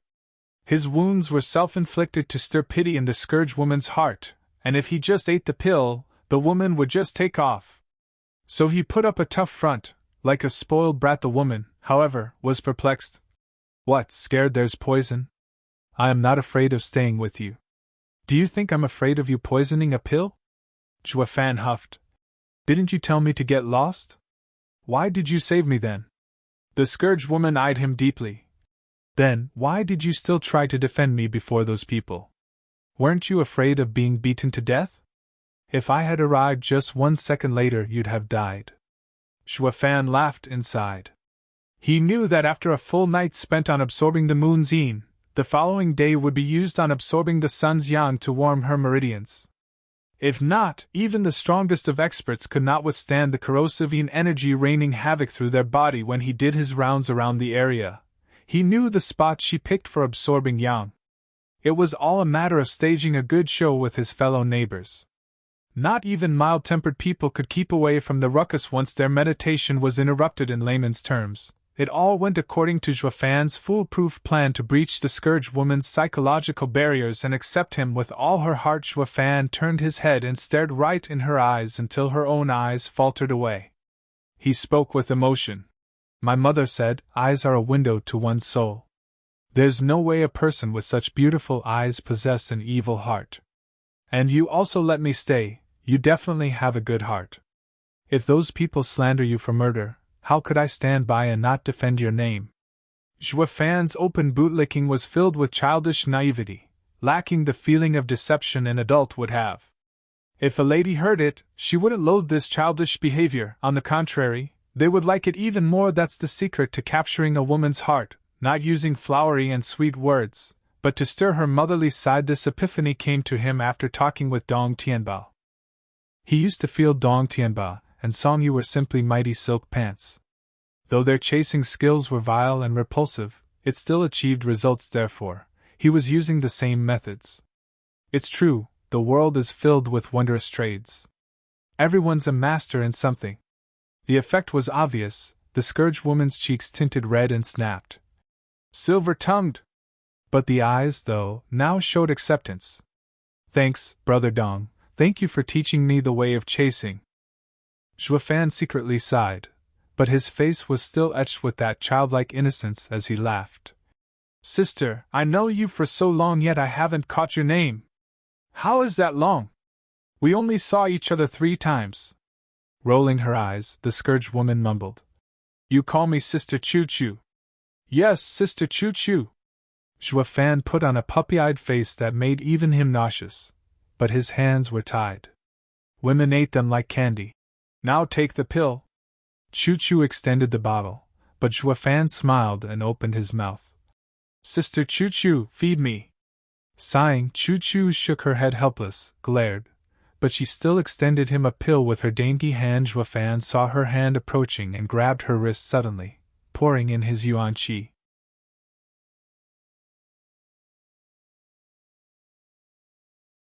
Chapter 99 Amazing Alchemy Skill. Chapter 99 Amazing Alchemy Skill.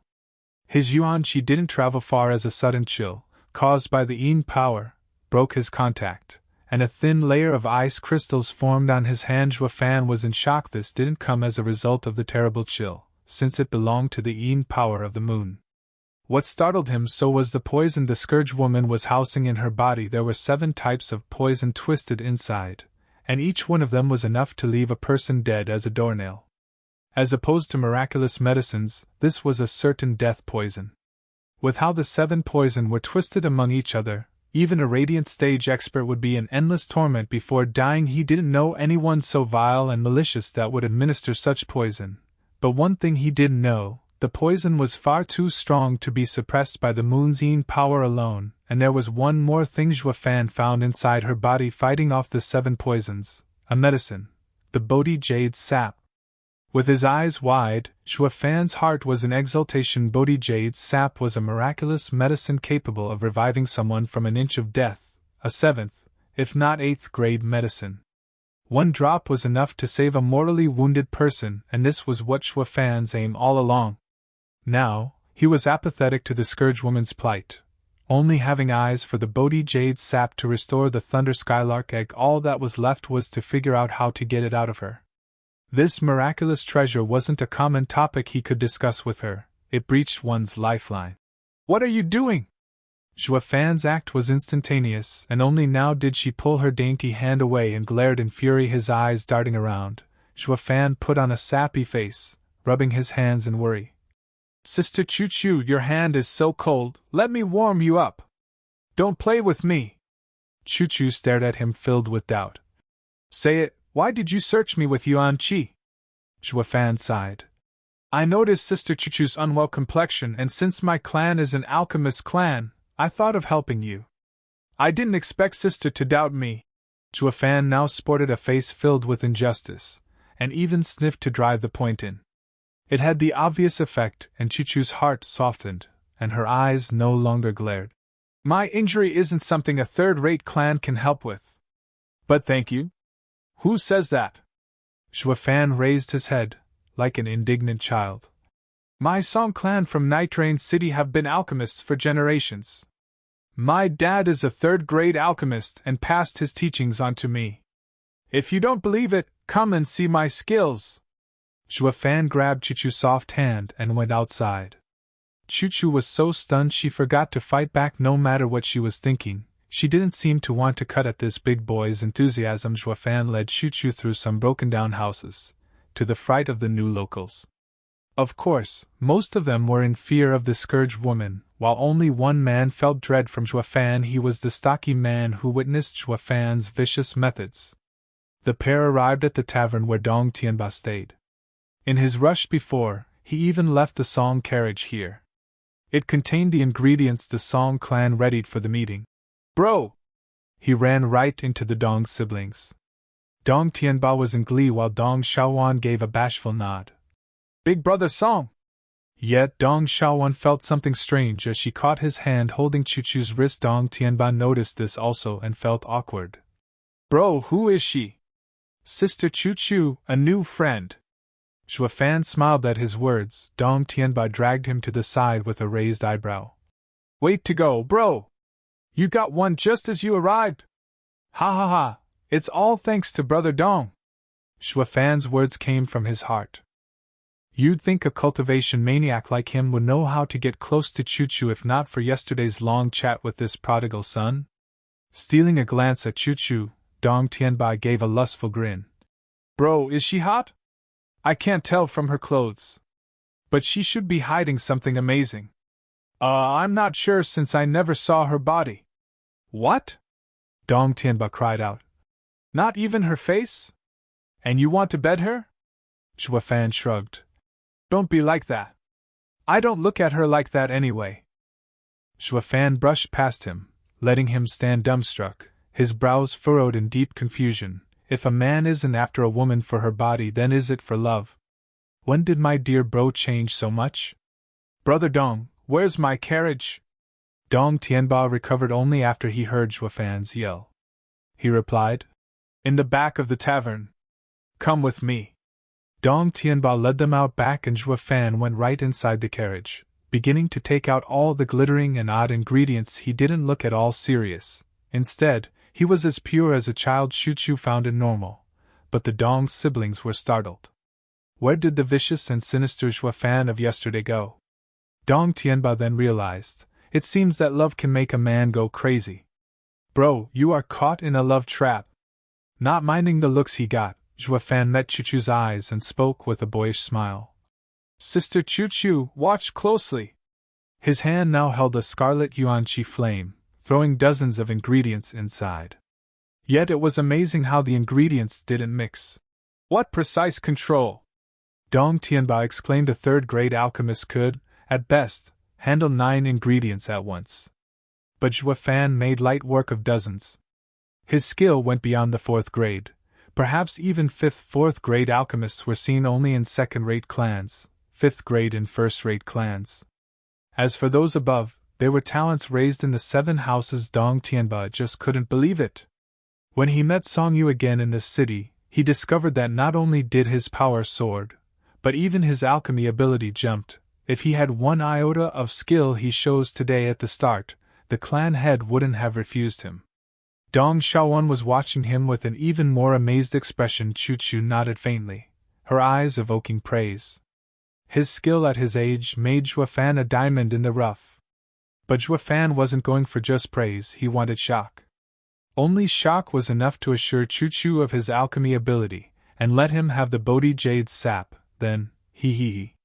Zhua Fan's eyes narrowed and gripped the scarlet flame containing the ingredients, putting it out. Only a weak trail of smoke was left behind. What are you doing? Dong Tianba cried. I thought this guy improved, but why does he suddenly lack common sense? If you forge all the ingredients together and put out the flame, you'll ruin them.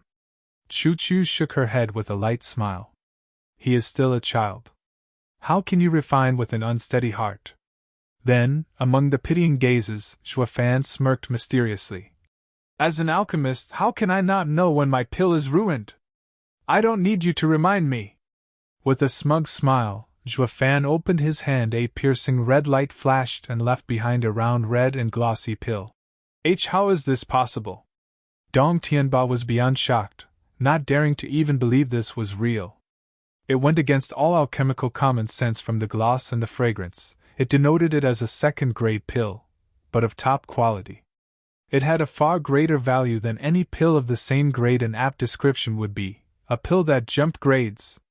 Chu narrowed her eyes in shock. This was her first time witnessing such a skill. Zhua Fan snickered inside. This refining method was called Universe Palm, taken from the 9 Serenity's secret records. It preserved the ingredients' effects and even boosted the pill to top quality. It was no wonder those in the mortal domain were oblivious to it, since not even the sacred domain was aware of its existence. How could mortals even begin to understand the secret methods of the ancients? It was all for the sake of getting that Bodhi Jade sap, or Zhua Fan wouldn't have revealed such a technique. To common folk, this secret art meant nothing, but to alchemists, they would rave over it. He'd be inviting disaster if they knew of it, but these potential issues were for him to deal with in the future. All that mattered now was gaining Chu's trust. Zhua Fan grinned as he brought the glossy red pill before Chu. Sister Chu, I felt your hand freezing, so this yang pill is for you. Chu raised her eyebrow, but mocked instead. I appreciate your kindness, but yang pill is a second-grade pill. It has no effect on me. How can you be certain if you haven't tried it yet? Zhua Fan's cryptic smile left Chu in doubt, but she also knew this pill wasn't ordinary thanks to the special method he employed in refining it. She chose to take it after some muttering. Chu suddenly felt her body shivering, her eyes filled with shock. She had an expression that no one could decipher.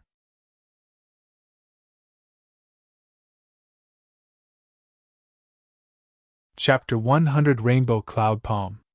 Chapter 100 Rainbow Cloud Palm. How is this possible? Choo-Choo exclaimed. That pill was unlike any she had taken.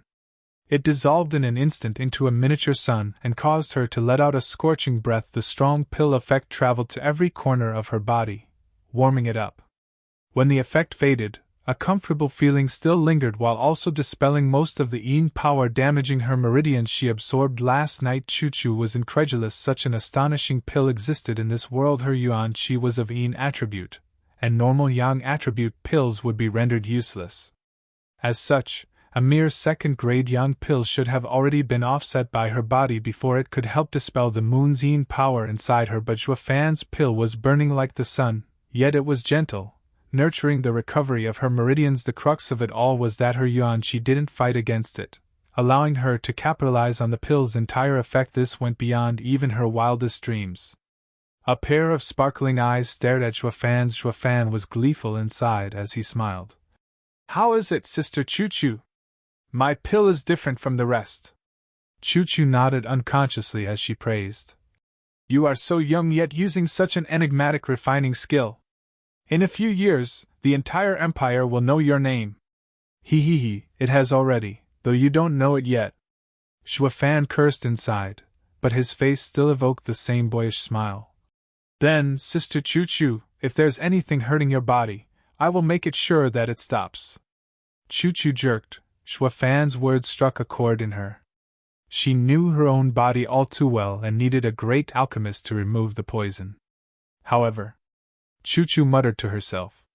Zhuo Fan was always watching her, his heart stretched taut. If his mind could be heard, it would be like, what's the hold up? Hurry up and fork that damn Bodhi jade sap over. If you don't have it, then point me in the right direction at least. Then, a laugher suddenly resounded. Ha ha ha, took you long enough. I've been waiting here for a whole day, brat. Two figures landed from the sky. One was dressed in red, the beautiful figure of the girl Zhuo Fan humiliated yesterday, Xiao Dandan.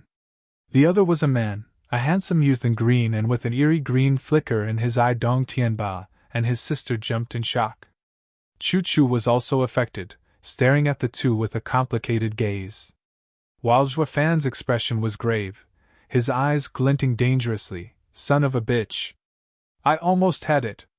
Your meddling warrants death.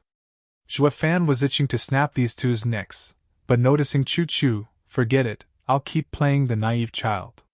He, punk, I heard you were quite strong. Sister Choo-Choo, they're picking on me. Beat them up. While the smug green youth was pointing at him, Zhuo Fan pulled on Choo-Choo's clothes. He was striking an uncanny resemblance to a younger brother bullied by others and asking his boss for help. This caused a widespread shock to all that knew of yesterday's affair. The green youth's face twitched, watching Xiao Dandan in skepticism. Miss Dandan, is he the one who was hard on you yesterday? Is he the same insufferably arrogant punk? Why is it he has not one bone in his back? Xiao Dandan felt dizzy. He wasn't like this before. He was even bossy with my senior aunt. Is he bipolar? Young Master Yen, he is. But he wasn't like this yesterday. Humph, whatever. Since he is the one, I will give him a reckoning for what happened to you. Snorting, he said to Zhuo Fan. I don't care if you're a spineless coward or a retard. Since you offended people from the 7 houses, you deserve death. With how skilled and heavy-handed you were when dealing with Lin Tianyu, you are worthy of my personal involvement. You beat Lin Tianyu? Weren't you weaker than even a third-rate clan's disciple? Zhuo Fan's eyes darted everywhere, then gave an embarrassed smile. If I say he tripped and hurt himself, would you believe me? Everyone almost lost balance and collapsed. Dude, can't you come up with a more realistic lie? Choo-Choo smiled out of anger. Song Yu, if you admit you lied to me from the start, I can still forgive you. But you are clearly taking me for a fool. Choo-Choo brushed her sleeve and vanished, leaving only her angry voice in his ear. Humph, since you court it, you deal with it. Sister Choo-Choo, let me explain. Zhuo Fan trailed, but she was gone when Zhuo Fan turned around. His eyes were cold and deadly. His previous cute and adorable look was gone, replaced with murderous desire. You bastard, couldn't you wait a minute more? You ruined my plan! Xue Fan's tone carried a vicious desire for revenge, making Xiao Dandan shiver as she hid behind the green youth. Even the youth held a serious expression from being in contact with so many people from the 7 houses. It was easy to figure out a man's nature from a single glance. But Xue Fan's naked killing intent made his judgment moot. Such savagery only came from the kind of beast. Humph, from how tough you act, it is no wonder that you dealt a heavy blow to Lin Tianyu. The green youth mocked. Too bad you met me, Pill King Hall, vicious Pill King, Yen Song's head disciple, Yen Fu. I am unlike that trash from Merry Woods who indulges in lust. I am the vicious Pill King's successor. Xue Fan frowned. Vicious Pill King was the title of the best alchemist in Pill King Hall, but the first in Pill King Hall wasn't like the first in any other clans. To some clans, their number 1 alchemist title was gained by being the best in alchemy. But in Pill King Hall, it not only represented alchemy but also concocting poison unlike any other from this his title, Vicious Pill King. It could be said that he was the mightiest killer and savior in the world. With life and death in his hands, he became known as a true Pill King. In other words, this kid's good at poisons. Humph! Xue Fan mocked inside. Poison might inconvenience the rest, but to him it had no effect. See how I use my demon transformation art, and wring your cultivation dry. With a crack of lightning, Xue Fan appeared before Yen Fu. The shock Yen Fu felt was palpable, not expecting the first layer of bone-tempering stage cultivator to employ such speed. It was no wonder that Merry Wood's disciple, who despite his focus on speed lost so badly, yet before he could react, Xue Fan kicked him in the stomach, spewing blood. Yen Fu flew out, making a human-shaped hole in the wall around the tavern, and bounced 50 meters in the street. Everyone was slack-jawed, to be honest. If not for Xue Fan's irritated state, he would have toned it down, casting a side glance at Xiao Dandan. She was scared out of her wits. Xue Fan sneered.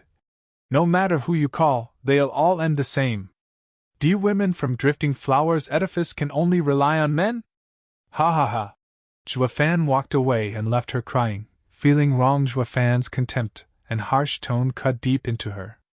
It was no longer humiliation, but despise. Going through the broken wall, Xue Fan walked towards Yen Fu, who was getting up. The tavern's customers and the bystanders hid when they saw it was a fight involving the 7 houses. He, quite fast, the fastest beneath Profound Heaven stage, I reckon. Yen Fu sneered as he wiped the blood from his mouth. Xue Fan snickered. Well, this is a first, seeing one happy to be beaten. Humph, I am happy, but of certain victory. Victory? Xue Fan disdained. I know Pill King Hall can make pills as well as poisons. But you think you can beat me with poisons? Ha ha ha, debased punk, you know nothing of the world. Yen Fu's eyes flashed as he laughed. My master is Vicious Pill King, revered by all. If not for his poisons, why do you think the 7 houses fear him?